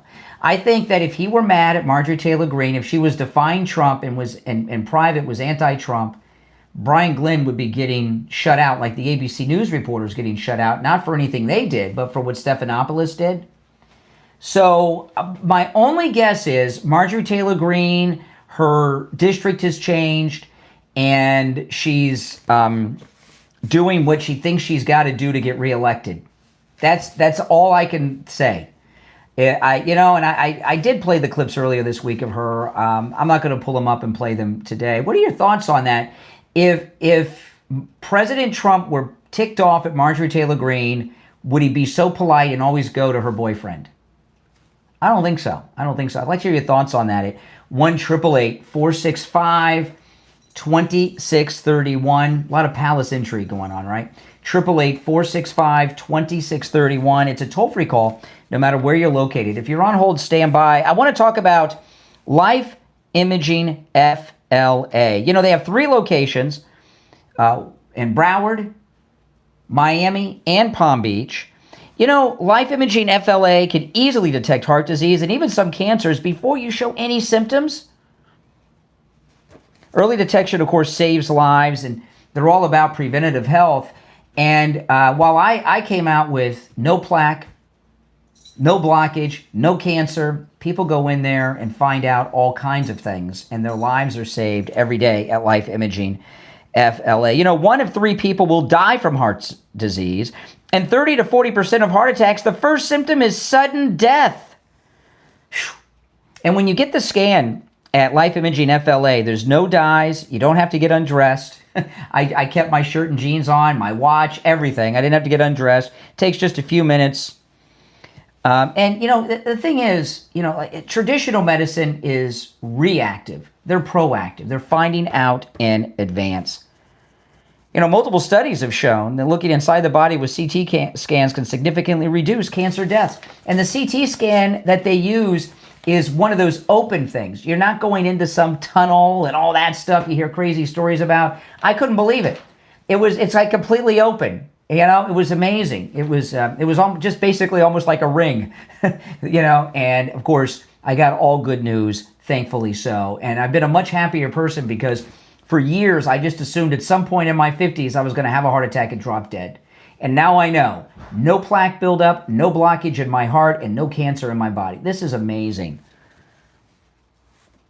Call Life Imaging FLA for your free heart scan now.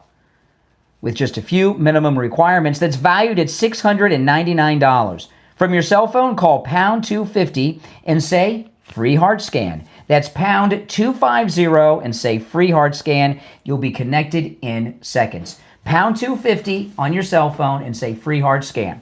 All right, 1 hour to go. Callers on hold, stand by. It's the Steve Kane Show, Florida's longest running radio show. My name is Brian Craig. Our number is toll free. 1-888-465-2631, 888-465-2631. We'll be back after our top of the hour break. Don't go anywhere. We'll be back after this. All right. If you're on hold, hang in there.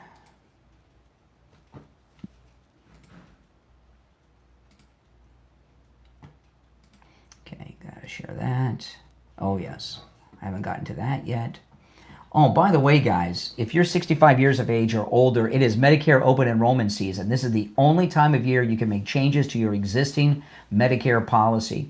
You know, Chapter joined us. They're our first truly national advertiser on the program because they cover all 50 states. When you call this number, 805-754-3033, 805-754-3033, 3033. You're going to get a live agent on the phone that completely for free will answer all your questions about Medicare. They'll review your policy to make sure your policy is going to be in existence after the end of this year. They'll make sure you're getting all the coverage that you're entitled to, and they'll make sure you're not paying too much. You know, the average chapter client saves $1,100 a year on their Medicare. Isn't that something? So give them a call, 805-754-3033. That's 805-754-3033. The help is always free. Give them a call. Okay. Okay, we will be back in about 90 seconds.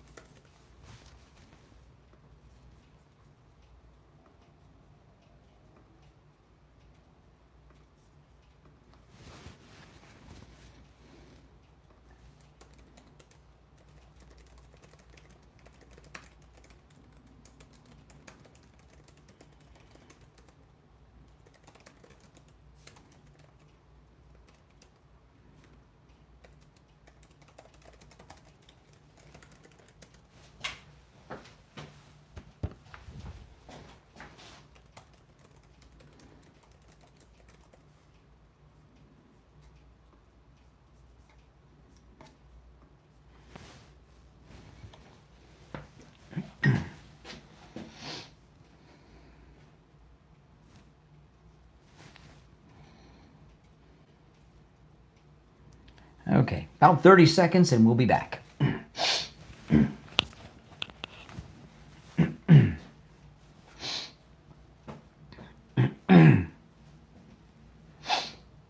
One hour to go.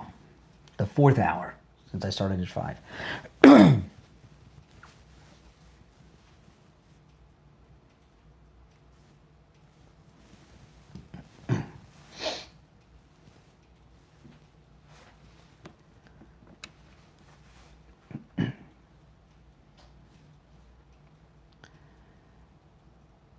All right, the third hour has begun. My name is Brian Craig. This is the Steve Kane Radio Show, Florida's longest running radio show.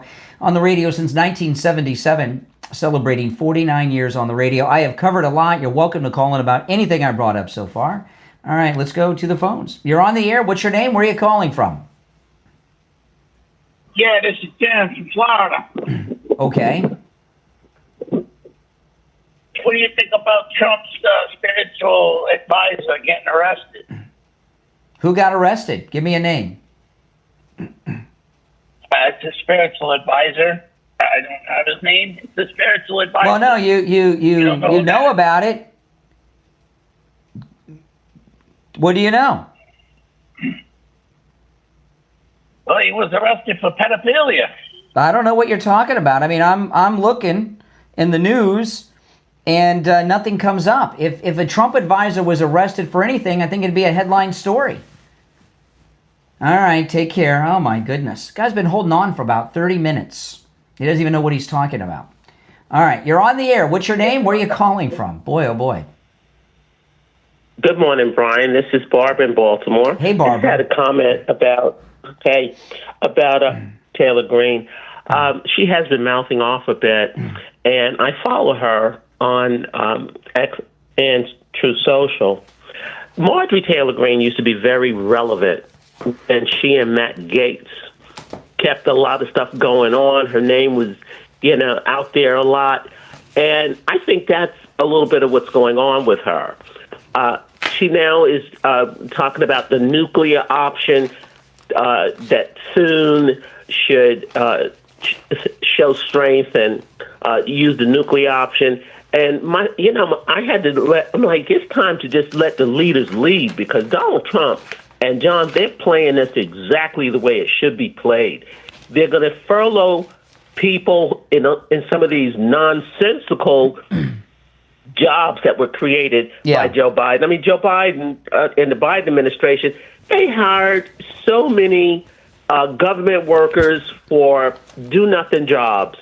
So President Trump and John Thune know what they're doing, but I think Marjorie Taylor Greene is just having some flashbacks about her heyday. She certainly isn't as relevant as she used to be. I mean, there's been some, because she and Matt Gaetz used to keep it going on. And see, I think she misses that. The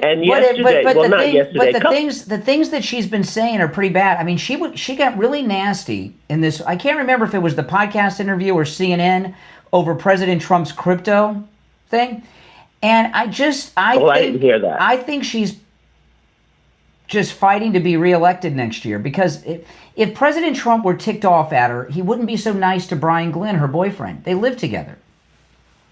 Well, they're two different things. No, he shut down that. He shut down that. He shut down that ABC reporter. Isn't Brian on? Isn't that RSBN? No, he's on. He used to be. He's on. Okay. He moved to Real America's Voice. But President Trump shut down that ABC reporter for what Stephanopoulos said. So he does enact revenge. He's not that kind of guy. President, he compartmentalizes things very well, and those would be two different issues. But in any event, she said something the other day about the health care that I thought was off the cuff, about her kids having their Obama wages going up. And, I had to send her a little note to remind her she makes $175,000 a year, if that's the issue. But she's also a millionaire, by the way. The government shouldn't be in health care at all. She's a millionaire, too. Healthcare is not for the government at all. We should be able to buy healthcare across state lines the same way we buy car insurance and life insurance. Well, hold on. Just that it's a big Barbara. cash cow. Hey, Barbara, I appreciate the call. Appreciate the call. Barbara, just that's kind of a generic discussion. No, listen. Marjorie Taylor Greene's also a millionaire, so you're a millionaire. You help your kids out. The way she's acting is out of character. And President Trump does enact revenge on people in the press for things others do that are connected to them, like the ABC. The ABC reporter was punished yesterday and dressed down because of what Stephanopoulos did, not what they did. And if he were really upset at Marjorie Taylor Greene, I just don't think he would be so buddy-buddy with her boyfriend that she lives with, Brian Glenn. That's just me. Now, I could be wrong about that, but there's something else in play. All right, so I wanted to share this. This is out of Los Angeles. Okay, I'll play the whole story.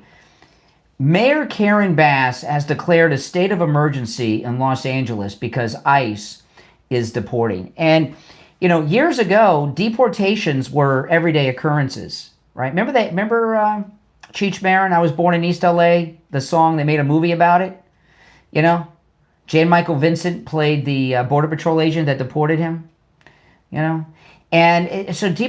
but now they've declared a national emergency, not for fires in Malibu, liberal Uber driver, not for some tidal wave that may be coming, but because ICE is there.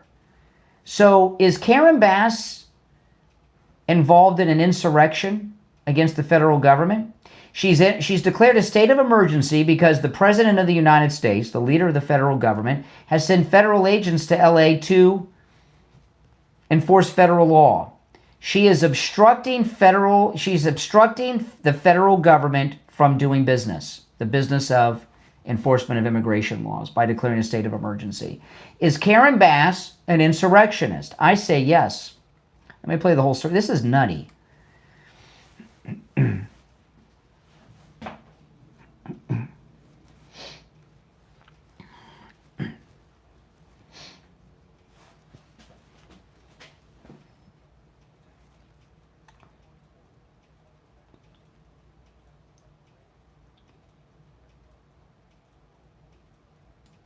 Okay, this is, it's so strange. Okay, she's declared a state of emergency.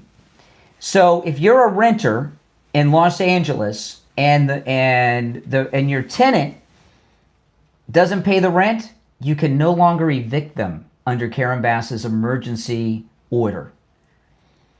And isn't that crazy? That's why I would never get in the rental business. No way. No way. There's too many angles that you get ripped off if you're a renter, right? If you're renting. This is crazy. You can't evict people if they don't pay their rent now in Los Angeles. Karen Bass state of emergency. Do you see why she's doing this? The reason she's doing this is because they can't work. They've been raiding businesses around Los Angeles County, in the city of Los Angeles, so people aren't going to work because they're afraid of getting deported. So they're staying home. And if they're not working, they don't have the rent money. So the state of emergency is for the rent moratorium of Karen Bass, so that they can hide out. I mean, if that's not an insurrection, I don't know what it is. And it's also criminal, what she's doing here. This is nuts. But you ever heard that thing, history is written by the victors, and everyone has a different view of history from their perspective? To Karen Bass and to the liberal, I know, isn't that crazy what she's done here? I want you to think about what I'm about to tell you, okay? This is so, these people on the left are so freaking insane, okay? So Karen Bass has declared a state of emergency in the city of Los Angeles because, and that's what they said, businesses aren't open, right?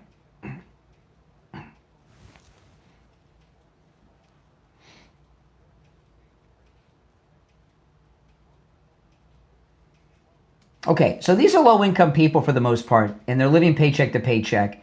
They don't have the rent money, so they can't be evicted, right? To Karen Bass and to the city council in Los Angeles and to liberals, these illegals that are in their apartments throughout LA not paying the rent, they're hiding from ICE agents. That's why they're not going to work. To Karen Bass and these liberals, all these illegals are like Anne Frank hiding in the attic. I'm not kidding. They're all Anne Franks to them. There's, when J.D. Vance said a few weeks ago when he hosted the Charlie Kirk show, he said there's no unity with these people. There's not. They're on another planet than we're on. When they think that these illegals in LA are all a bunch of Anne Franks, because remember what happened to Anne Frank? She didn't survive the war. Her dad did, but she didn't. And they're calling them Nazis and fascist and everything else. Forget about Governor Newsom. Does the federal government have the authority to federalize a city? Because Los Angeles is a city in open rebellion against the federal government right now. This is a whole new level.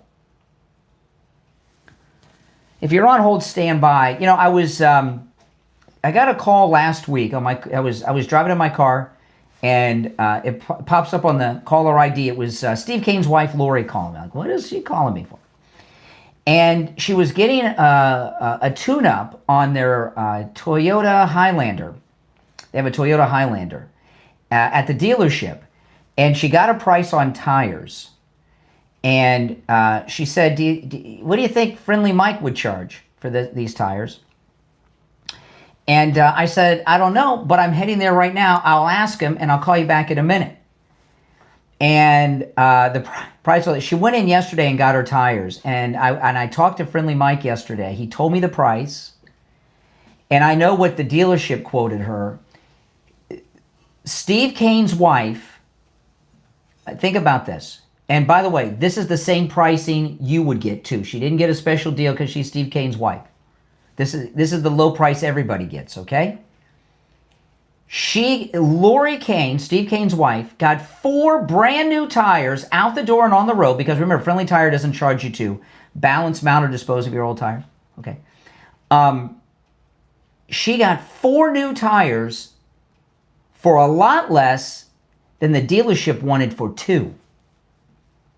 She got 4 new tires for a lot less, hundreds less, than what the dealership wanted for 2. Brand new tires out the door and on the road. Give Friendly Mike at Friendly Tire a call. He'll give you a quote right over the phone. 954-977-9445.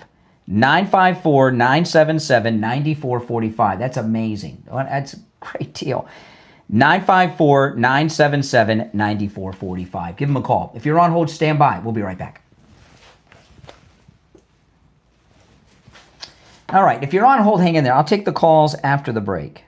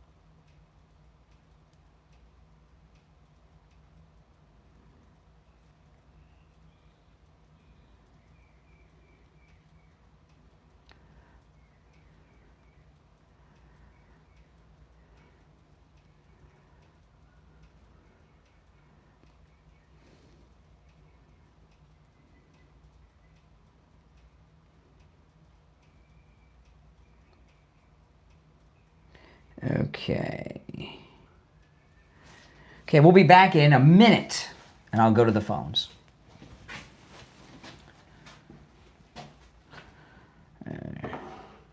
Oh, I got to get Barry. Hold on.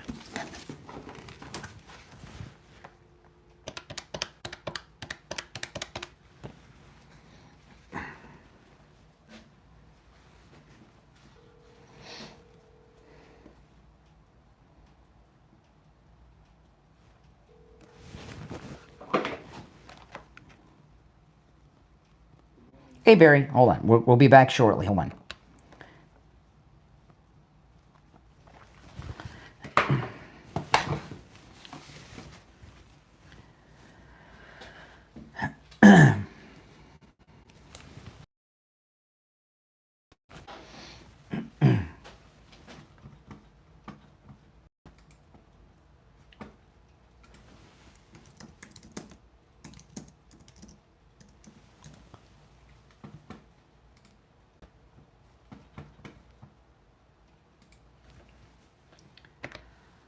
All right, we are back, and it's time to check in with Attorney Barry Siegel from the Siegel Law Group. Attorney Barry Siegel, good morning.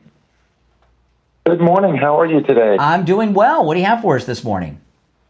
Well, it's going to be pretty much the same as what I said yesterday, because we're really excited that we are having our very first workshop, our Living Trust Seminar in Wellington at the Fairfield Inn on Forest Hill Boulevard, and that's going to be tomorrow at 10 a.m., and we have more coming. We have more living trusts and more Medicaid planning workshops coming to Wellington, and of course Boca Raton, Naples, and we have some other locations that we're revealing pretty soon, and even some other topics we'll be revealing pretty soon.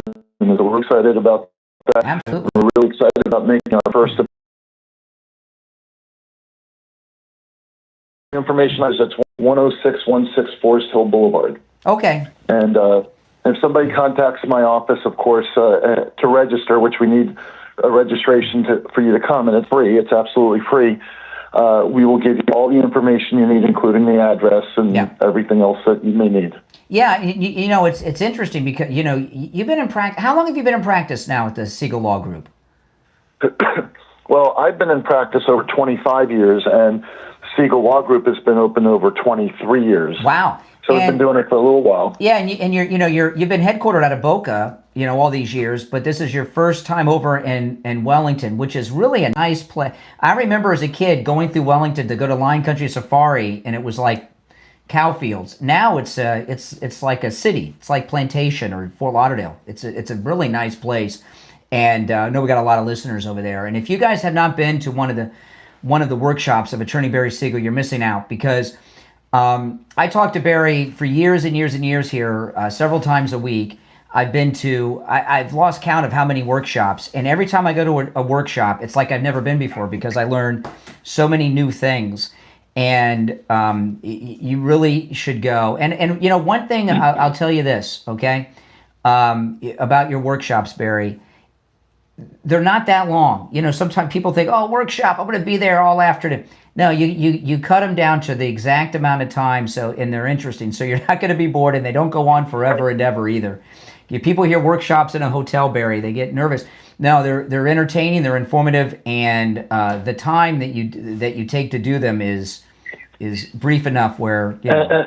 Thank you. You know what I mean by Brian, that? You know, I've been to those. It's not like a timeshare presentation. Yeah, I mean, look, I mean, on the one hand, you know, we certainly, the people who come to these workshops are going to be given the opportunity to sign up for a free consultation with us to kind of take it to the next step and have their estate planning documents reviewed. So, you know, there is a next step, of course, for those who may learn something or see value in updating their estate plans. But our goal is to really educate people, give people information that either they forgot or things that aren't even on their radar. I promise anybody who comes to these workshops is going to learn something that's going to be of significant value to them and to their loved ones. They're going to walk away with some good information that will be very, very helpful to them. And I'll add this. If you've had your, I've been to your workshops where I've met people that were clients of yours that were coming back to get an update. But if you've had your estate planning done by another attorney, another law firm, and you think you're all set, go to the workshop. Because I promise you that whoever you went to, if it was not Attorney Barry Siegel at the Siegel Law Group, it is not as detailed as what you get with the Siegel Law Group. It's amazing to me, Barry, how many different scenarios estates can run into that you take care of. I mean, it's amazing. There's endless scenarios, and they're all taken care of with the way you put together these revocable living trusts. Well, listen, call the office, and you'll get exact directions. It is free. It is tomorrow. It is in Wellington. The number is 855-FLA-3782, 855-FLA-3782, and online, SiegelLawGroup.com. And Siegel is S-I-E-G-E-L. S-I-E-G-E-L. SiegelLawGroup.com. All right, Attorney Barry Siegel, we'll talk later in the week. All right, wonderful. All Thanks, right, Brian. take care. All right, to the phones. You're on the air. What's your name? Where are you calling from? Good morning, Brian. It's Mark from New York. How you doing today? All right, Mark. Hey, I think I owe an apology. I always thought you were an idiot, but maybe it's not your fault. I think maybe it's the education system in Florida. So, wait a minute. Weird. Was that pause for people to laugh? Were people supposed to laugh at that pause? No, it's for you to take it in because I know you're what's happening. I don't want you to miss it. People aren't laughing at what you're saying; they're laughing at you. I mean, this is pathetic. Come on. Really? Yes. I was trying to make You think you're making points here? You think? This is you so assume that pathetic. 25 million people want. I was looking up. I tried to find the 25 million illegals trying to get, the Democrats trying to get them insurance. I couldn't find it anywhere. Yeah, well, you're watching the wrong stuff. Did you make that up or? The President of the United States. No, the Speaker of the House. 20 million illegals here. No. Where is he getting Biden brought people like you. Excuse me. Biden brought 25 million in. Okay, they're trying to get health insurance coverage for millions of them. The Speaker of the United States House of Representatives, the President and Vice President of the United States, those are my sources, not some unfunny no-talent from New York who thinks he's a comedian. I wasn't being funny. I was letting you. Yes, you were. You thought you were being. You thought you were saying something funny. You even paused. Is that a laugh track?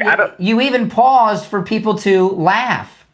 That might be listening. That dramatic pause you took. I knew what you were doing.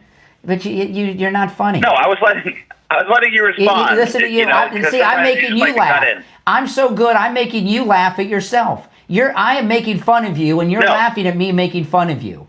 That's how good. That's I can that's prove comedy. you're bad at. I'm saying I can prove that you're bad at math. I can prove it. Oh, that's a given. Unequivocally. That's a given. You know, please, are you kidding? I suck at math. Okay. That's why you don't hear me doing math all the time.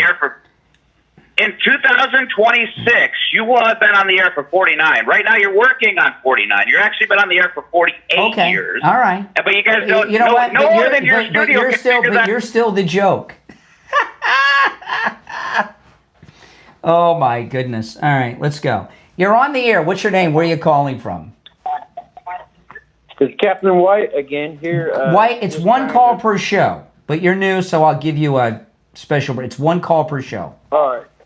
But go ahead. You're back. Well, I'm just trying. I don't remember anything about your previous call other than your name. What kind of captain are you? I was just trying What are you a captain of? What are you a captain of? I'm the captain of my own ship. Captain of my own ship, sir. Look. Do you own a boat? Do you have a boat? Do you have a boat? Yes, sir. Really? Yes, sir. What kind of boat do you have? Yes. What kind of boat? I have a 28-foot Dominator.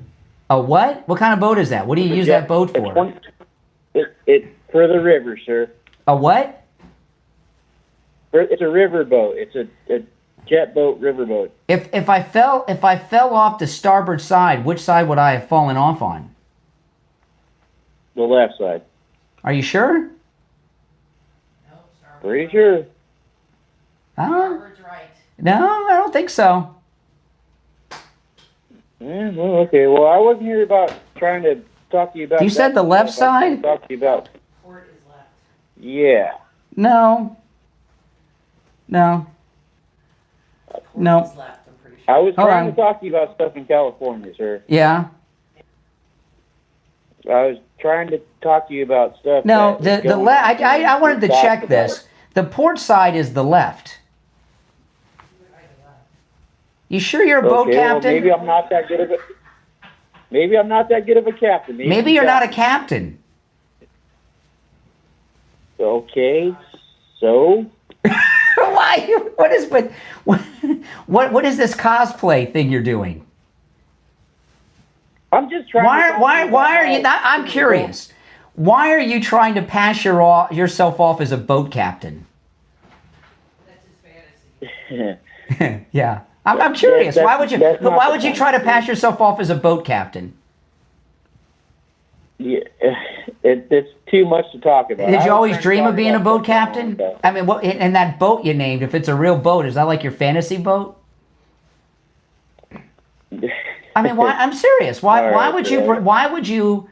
I'm so glad I let you back on the second time. Usually I would just hang up. I'm glad I kept you on. This is my favorite call of the day. Why would you? Why would you pass yourself off as a boat captain? Is that like your fantasy life? Because I knew you'd hang up if I didn't say anything else. No, you called in and called yourself Captain White earlier. You could be anything. You could pass yourself off as anything. Why are you doing stolen valor on the boat captain thing? Well, you see me in the chat. You understand. I don't see you in the chat. I don't know who you are. I know what you're not. Oh, well. And that is a boat owner. You don't own a boat. You don't own a boat. You're not a boat captain, and you don't work on a boat. Because you don't know the difference between the port and the starboard. And you gave me an answer like, I'm just want, there was another guy that used to call the show. We have Conservative Doug call. And the reason we call Doug Conservative Doug, there used to be another Doug who was Angry Doug, and he was always nasty. And he used to say that he was a boat captain too. He used to say that he was a charter boat captain. And he did this. He called the show for many years. And then someone that Steve and I know got served a subpoena, and it was by him. And they recognized his voice from his calls. He was a process server, which is a real low-life job. I mean, being a process server is like bottom of the barrel bucket jobs. Yeah. But he passed himself. He was trying to pass himself off as a charter boat captain because he was embarrassed and ashamed to be a process server because he spent his whole life sneaking up on people. So what is it about you that has you creating this cosplay life as a boat captain, which you're not, which you've confessed to since I exposed you? What do you really do? Well, I I don't want to say it on air, man. Nobody knows who you are, Captain White. I mean, that you gave a fake name. What do you do? What do you do? What do you really do? Nothing? I'm an electrician. You what? I'm an electrician. I'm going to call BS on that, too. I'm not going to ask you a bunch of electrician questions, but that's a skilled job that's highly respected and highly paid. If you were truly an electrician, you would not be passing yourself off as a boat captain. You'd call in and say, my name's Sparky White, I'm an electrician, as opposed to Captain White, I'm a boat guy. You know what I mean? And you'd be working. You've called me twice today. You'd be busy with appointments and be busy working. You wouldn't be calling me. All right. Hey, listen, welcome to the program. All right, so you're not going to answer any of my questions. There's nothing that you have to say that's going to be nearly as interesting as the conversation we've already had to the audience. It would just. I'm late for a break anyway. Hey, listen. Make sure you call again sometime. We had a good conversation. All right. All right. You can keep the Captain White name. You know, you can still call yourself Captain White. I won't make fun of you. I won't make fun of you every time for lying. It's all right. Everyone else makes fun so of many you too, people. so it's the same. What? I said everyone else makes fun of you just the same. That's how it is. Yeah, but I don't have some fake persona. Everybody knows who I am, and what I do. I'm not hiding. I'm public. Yeah, but I couldn't explain it to you over air. It doesn't make any sense to do that. To do what? But what do you mean? Okay, listen. You sound like you've have a concussion now. So I'm going to let you go. All right, take care. Good to talk to you. Oh my goodness.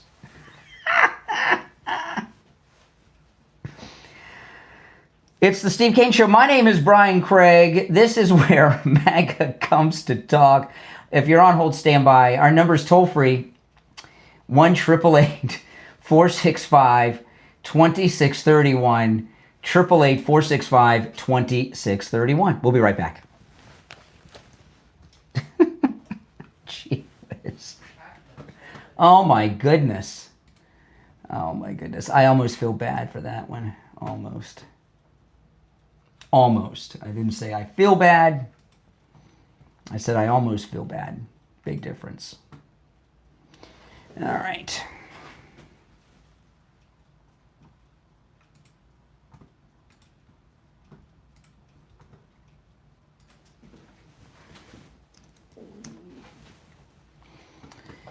All right. Cues. Oh my goodness.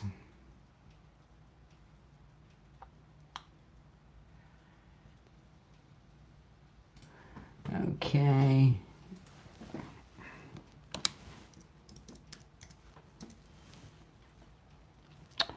All right. We'll be back in a couple minutes, guys.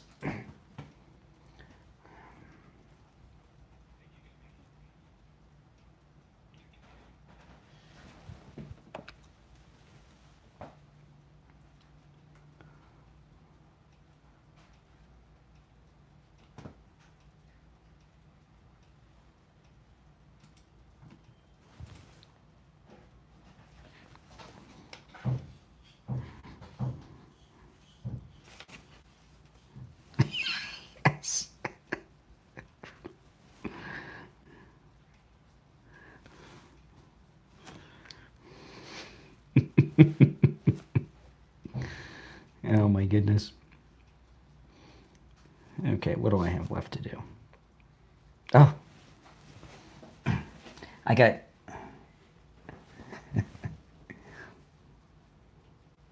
Does anyone remember Angry Doug?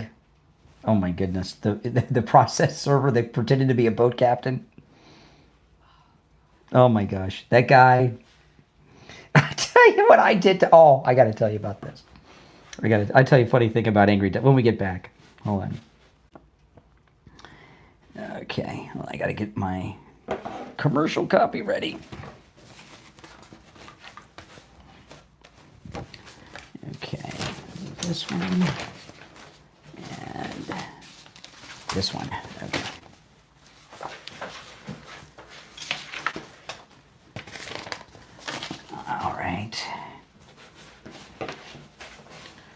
Today's show has flown by. I cannot believe I started at 5 a.m. The show has flown by.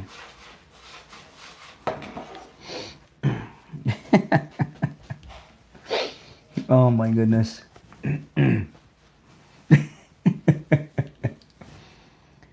Oh my goodness. Does anyone remember Angry Doug in the chat? Let me know, yes or no. It's been a long time since he's called. We'll be back in about 30 seconds. Man,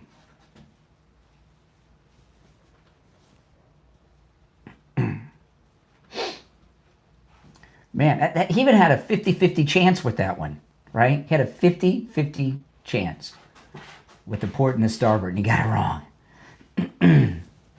I had a follow-up question, which I'm not going to tell you.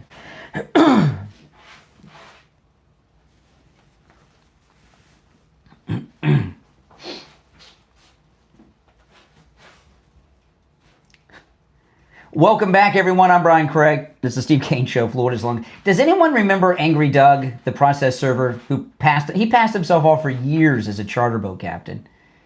And the final straw with him is I was editing a best of show for Steve and I were going to be off, and I was editing a best of show, and it was an old show, and I found a bet. It was a few $100 bet that Angry Doug had made with Steve on the election, and he had never paid the bet. So I took the clip off the show and I brought it up to Steve and played it on the air, and he's like, "Oh, it was like $300 or $400, maybe $500. It was between $300 and $500." On an election. Steve won the bet, and he had never collected from Doug, and I took the tape and told the whole story on the air and everything else. And he came in the next day before the show and paid the bet. And Steve gave me $100 of the bet for I guess because I got a fee for doing the collections. He was pissed. He came in with $100 bills, and he was videotaping it, so he had documentation that he had paid the bet. It was hilarious. Oh my God, I miss Angry Doug. Are you still out there? Haven't heard from you in a long time. All right, you're on the air. What's your name? Where are you calling from? It's Milo, Cuyahoga Falls. Hey, Milo. I want to make a comment about all these people that are complaining about deportation and young people getting grabbed up or innocent people. I don't think people realize what a birthright citizenship is and how you get that status. But in order for you to get birthright citizenship, one parent has to be legal to vote. Okay? If one of the parents is not able to, so if you've got two 16-year-olds, one of them and they impregnates the other, and they have a kid, they're not a citizen, they can't vote. No, that's not what it says. You have to be legally able to vote in the United States. That's not what it says. But I'll tell you what it doesn't say. Okay, it doesn't say you can get knocked up in Caracas and make your way to the U.S. border and drop your baby in some emergency room in Texas, and all of a sudden your kid can be president of the United States one day. It doesn't say that. No, and this is maybe we can. Can we at least change it? Can we just change it? Could we just voting rights? Could we just change it to where they're? All right, appreciate the call. Can we just change it to where you have to be conceived in America? How about that? You're on the air. What's your name? Where are you calling from? Good morning, Brian. It's JJ from Mass. Oh, hey, JJ. Oh, my goodness. What a show. Yeah. Well, yeah, absolutely. A couple quick things, and then I wanted to talk about some immigration in California. I'll say to Mark from New York, I think he needs to check himself, because New York State is twice the budget than Florida. And Florida has, it's just insane. Let me tell you, I got yesterday. Let me tell you, Ron DeSantis is going to earn some respect. He's come up. He's on a mission to end property taxes. I got in the mail yesterday. My homeowner's insurance company sent me a letter telling me what the new rate is. Mm-hmm. It's a lot of money. Yeah. It is so. I mean, let me tell you. You know, my mother is retired and her house is paid for, and she's told me so many times that she wants to give up her insurance. It's a lot of money. She says, if I had to buy a whole new roof, it's going to be a lot less than this, you know. And I said, Mom, don't do it. And I tell you, it's a lot of money. It is so, I couldn't believe, I didn't want to open up the envelope when it came yesterday, and I usually don't. And I said, well, I better open it up. Maybe there's something else in there. It's thousands and thousands and thousands of dollars. And then I went and looked to see what my property insurance is, and of course it went up again. You know, I mean, they're killing us. Yeah, no, it's you know, the taxes and state governments, but I mean, just, you know, Mark kind of annoys me a little bit. What was he talking about? I don't remember exactly. Well, he was just talking about. He tried to be funny. He was talking about math, and I'm just like, well, you're not very. I think Florida has you on math. Your budget, you got more corruption up there and indoctrination. Florida's doing much better with math. But, you know, then I just wanted to mention that, you know, IB... I mean, listen, in New York, they think Mar-a-Lago's worth like $6 million or whatever. What do they value Mar-a-Lago at? Their math is not very good up there. I think it might. Who knows? It might be the cold weather, or I think it's just the liberal indoctrination. But, you know, listen, IB's called today. His reaction, I just wanted to let him know that, you know, listen, that was my reaction. I don't know how anybody could have watched. I watched it on your channel, Brian. I was tearing up while Erica was talking. I was tearing up. My sister cried for about, I'd say, almost all of it. Really, she couldn't stop. I mean, I was passing her tissue. It was just a beautiful moment. The best birthday gift. You know, the best birthday gift. That was a really cool thing that she said. That cool with the thing, but what is with all the rings she's wearing? Because I saw her later, Erica Kirk. She was showing the medal she's got a ring on every finger, and they're massive. Is there a story behind that? Those rings? I don't know.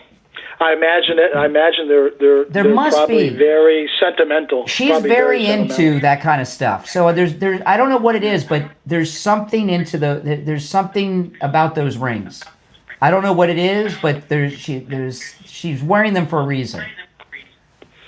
You know, yeah. I would have to say so, Brian. I mean, she is a very soft-spoken but captivating. The way that she speaks and you know, gives a speech, it's a very well, I'm going to recommend something. Pulls you in. I'm going to recommend something. Not that they're going to take my advice.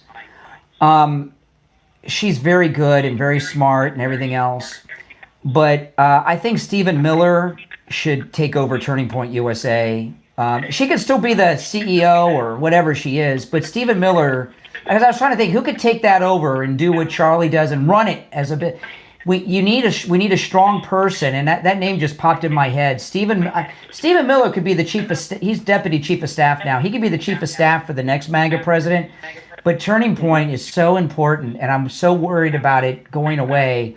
Stephen Miller would be a good person to take over the leadership everyday operation of Turning Point. Stephen Miller has a way about him. He has a governor, you know, like on a well, I say governor. When I was 16, I used to run a go-kart track, work on all the engines and everything, and we had governors on there so that the go-karts wouldn't go too fast and everybody would kill themselves. So they would, you know, I had the fast one in case somebody didn't want to stop. I could go around and I'd pull the pit maneuver on them and then get them thrown off the track and all that. I spent my youth driving at the go-kart tracks, Grand Prix Racerama in Davie, South Florida people. Yeah, or the I had a blast doing that. Anybody remember Castle Park? Anybody remember Castle Park? Castle Park. All these things have been destroyed. They no longer. I don't remember where Castle. It was in South Florida. Yeah, I was up in New Hampshire. I was 16. Oh, you weren't down here. That's when I learned to weld. I used to work on all the engines. But you know, I'll tell you though, Stephen Miller would be a great person to lead Turning. She's the CEO. I understand that, but we need a strong, charismatic man running the place, the day-to-day? He can be friendly. I mean, listen, Brian, he can be friendly. He's sort of like he'll meet and or match the person's energy. If somebody wants to be really, I've seen him do it, where he can be, he can be direct, but he can be, polite. That's the problem with like ABC. I didn't realize this was him until maybe a few months ago. The first time I saw Stephen Miller, and I didn't know it was him until recently because he made reference to it. When that hooker accused the Duke lacrosse team of raping her, which she's recanted since from prison or something, right? She said she made it up. Yeah. He went to Duke, and he was either on their newspaper or was the head of the Republican club, and he was on Fox News all the time defending the Duke lacrosse players. And I remember him back then. He was probably bald then too. I remember that. Yes, I remember that. him like it was yesterday, and I didn't know it was him. And then he made a reference to it recently, and then I looked up and was like, oh my gosh, he's so badass. I mean, listen, I got to run, but appreciate the call. Now I want to tell you guys, I've been talking about my shirts a lot this week with Coastal Weight Loss Secret, because I got rid of all my shirts that don't fit me anymore because I lost all this weight a couple days ago. And this shirt I'm wearing now fit me like a girdle a few months ago. I like this shirt. It's a red Hawaiian shirt, and it fits me perfectly. It's like it was tailor-made because my stomach is flat now. And I didn't realize this, but I was on the road to when I looked down at my feet having obstructed view. I was on the road. I wasn't quite there yet. I had like maybe partially obstructed view. But, when you get older, you get over 50, you get over 40, you start to get the belly. And I just thought, well, that's life. It's not. I have a flat stomach. I do not have obstructed view or partially obstructed view. I can see everything right down there now with my stomach. And this shirt that fit like a girdle a few months ago fits like it was tailor-made, like a glove. Call Coastal Weight Loss Secret. They can help you lose weight no matter where you're located in the United States. 561-247-6300. 561-247-6300. And online, coastalweightlossecret.com. We'll be right back. Oop. Oh, man. I'm so late on my timing here. Hold on.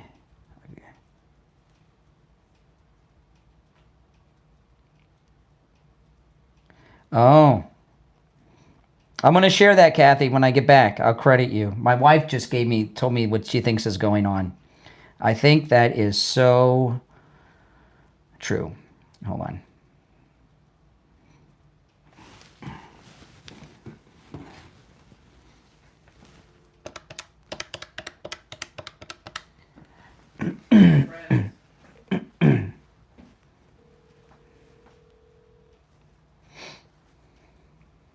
Hey there, hold on.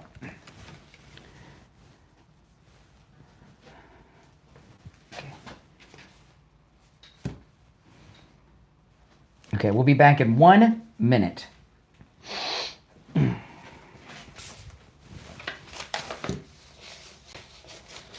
I think you're right, Kathy.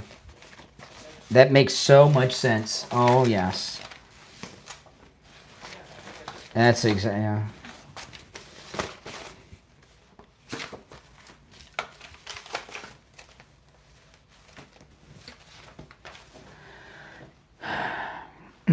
It's nice having a studio at home. My wife's in the living room. She gave me she texted me, but then I was just talking to her. She gave. I'll share when I'm done with the Gold Report.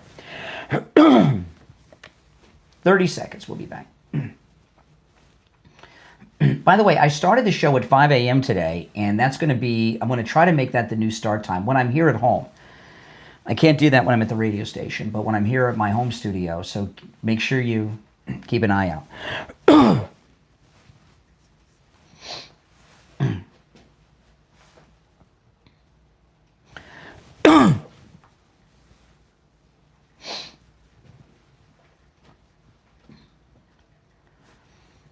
All right, welcome back. I'm Brian. It's Steve Kane Show. Time to check in with William Youngerman from the offices of William Youngerman Incorporated with the Morning Gold and Precious Metals Report. William Youngerman, how are the metals looking? Metals looking very strong, Brian. The markets yesterday gold trading in a range of $4,090 all the way up to $4,180. Holy smokes. Closing out the day up $31.70 at $41,41.20.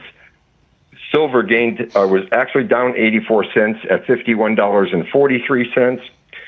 Platinum gained $6, closing out the day at $16.35, and palladium closed at $15.08, up $48. This morning we've got gold trading in a range of $4,139 on the low, all the way up to $4,219, hitting well over the $4,200 mark this morning. Right now we are at 41.8240. That's up $41.20.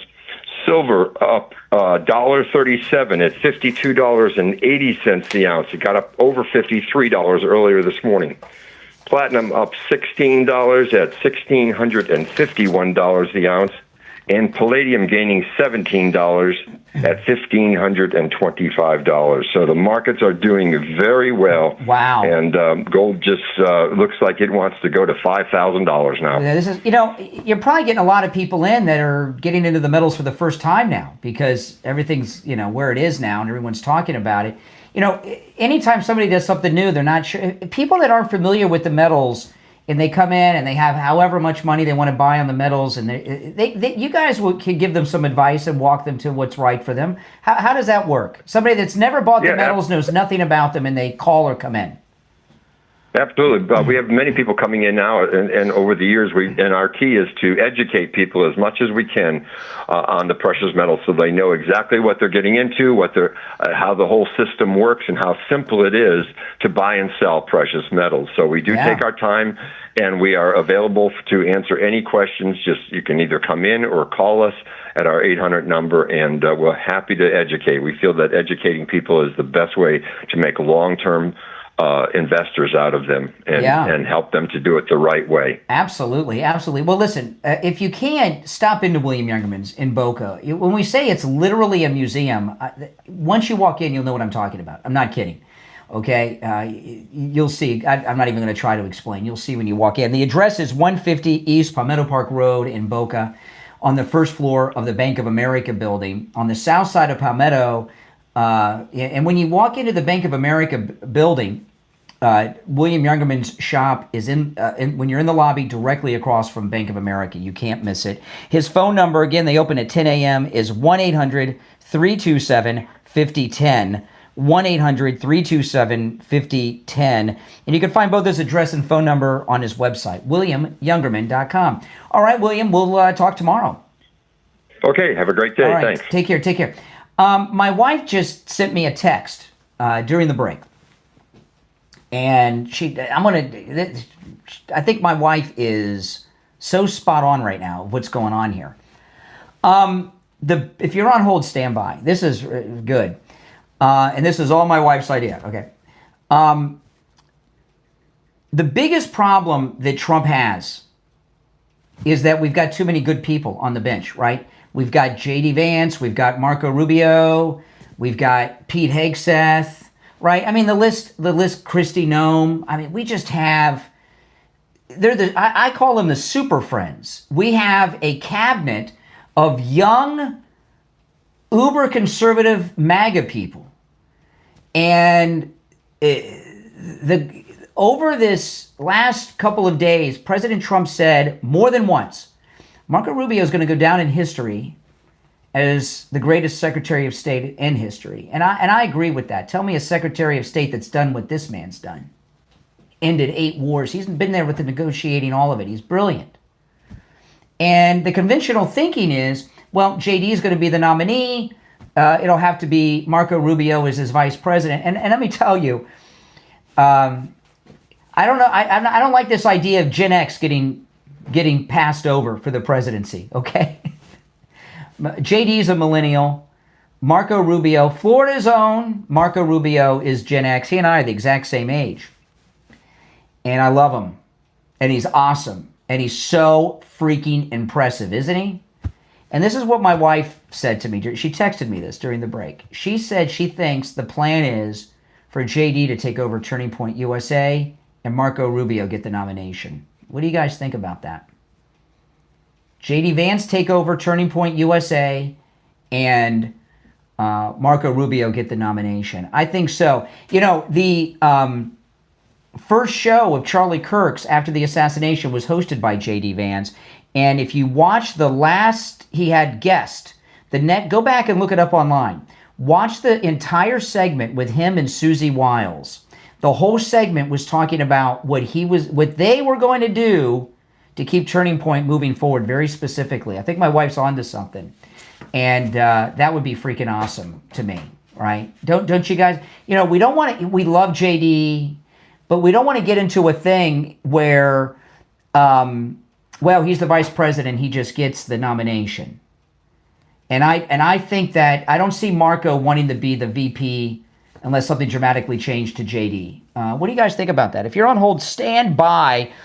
You know, you guys hear me talk about all the time I don't have health insurance.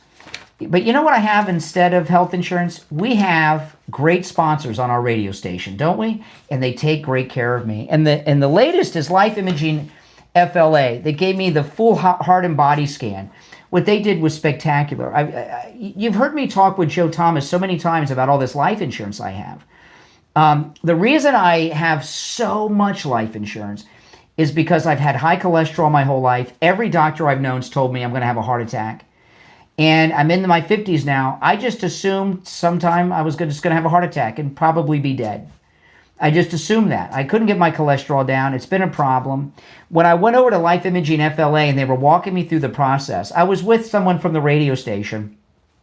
And they'll tell you at Life Imaging FLA, I was so scared because I knew when they gave me a scan, I was going to have blockage and plaque in my arteries. It was just going to be a matter of what the percentage was. I was prepared to get 30 to 40% blockage. I didn't sleep the night before, and I figured I was going to go from there to the ER or the next day have open heart surgery scheduled or have stents put in. And I found out no blockage, no plaque in my heart. I have the heart and arteries of a 25-year-old, and my body is also cancer-free. And the peace of mind that has given me, it's really been life-changing. It's such a weight off my shoulders. You know, I do something around the house and I'd get tired. Oh, I better stop. I'm going to have a heart attack. Those days are over because I know I'm healthy. Now, people go into Life Imaging FLA every day and find out, sadly, they have blockage or they have cancer. But hey, preventative, that's awesome. Then you can go and get it taken care of. Now, you want to call Life Imaging FLA. They have 3 locations. They have a location in Palm Beach County, a location in Broward County, and in Miami as well. Call Life Imaging FLA for your free heart scan right now with just a few minimum requirements. And this is valued at $699. Pick up your cell phone and call pound 250 and say free heart scan. That's pound 250 and say free heart scan. You'll be connected in seconds. Again, pound 250 and say free heart scan. We don't have much time left, so I don't have time to take any more calls before the end of the show. But thanks everyone for tuning in today. It's been a great show, great calls, and the show has flown by. I feel like I'm like in the second hour, not the end of the fourth hour because I started at 5 a.m. today. But the show has flown by. We've covered a lot of topics. I would be curious to hear your feedback, though, on my wife's thought about J.D. Vance taking over Turning Point USA and Marco Rubio getting the nomination. What do you guys think about that? Do you think that's likely? If you go back and watch the Susie Wiles interview that J.D. did sitting in for Charlie Kirk, that's a big tell as well. All right, everyone, you are listening to Florida's longest-running radio show, The Steve Kane Show. On the radio since 1977, celebrating 49 years on the radio. My name is Brian Craig. We'll be back tomorrow at 6 a.m. with your calls and much, much more. Oh, the president has a press conference this afternoon with Kash Patel at 3 p.m. Eastern. What do you think that's about? 3 p.m. the president with Kash Patel press conference. See you tomorrow, 6 a.m.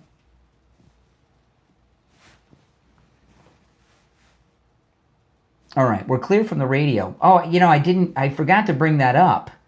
What do you guys, let me know in the chat, or you can call me. I can take some calls here in the post show. it was announced by the White House. It's on his official schedule that the president is having a press conference with Kash Patel at the White House today at 3 p.m. Do you make anything of that? What do you expect out of that?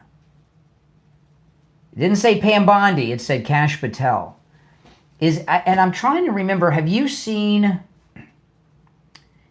with past presidents, have you seen a press conference with the FBI director and the president without the attorney general? It doesn't mean she's not going to be there. Pam Bondi could be there, but she's not on the White House announcement for the press conference. I don't know. I hope it's good. I hope it's good. That'd be a good one. If you're new to the program, make sure you subscribe. And if you're already subscribed, do me a favor of liking the video. And, you guys are my marketing team, okay? I do not have any marketing budget or anybody, and the way that you can help me promote this program is, of course, subscribing. Liking the video helps a lot with recommendations. But take the link to the program and post it on all your socials and encourage your friends to check the program out and subscribe too. So take the link and share on all your social media if you don't mind, and be a part of the Brian Craig Show marketing team. All right, guys, thanks for watching. This is where MAGA comes to talk. I'll talk to you next.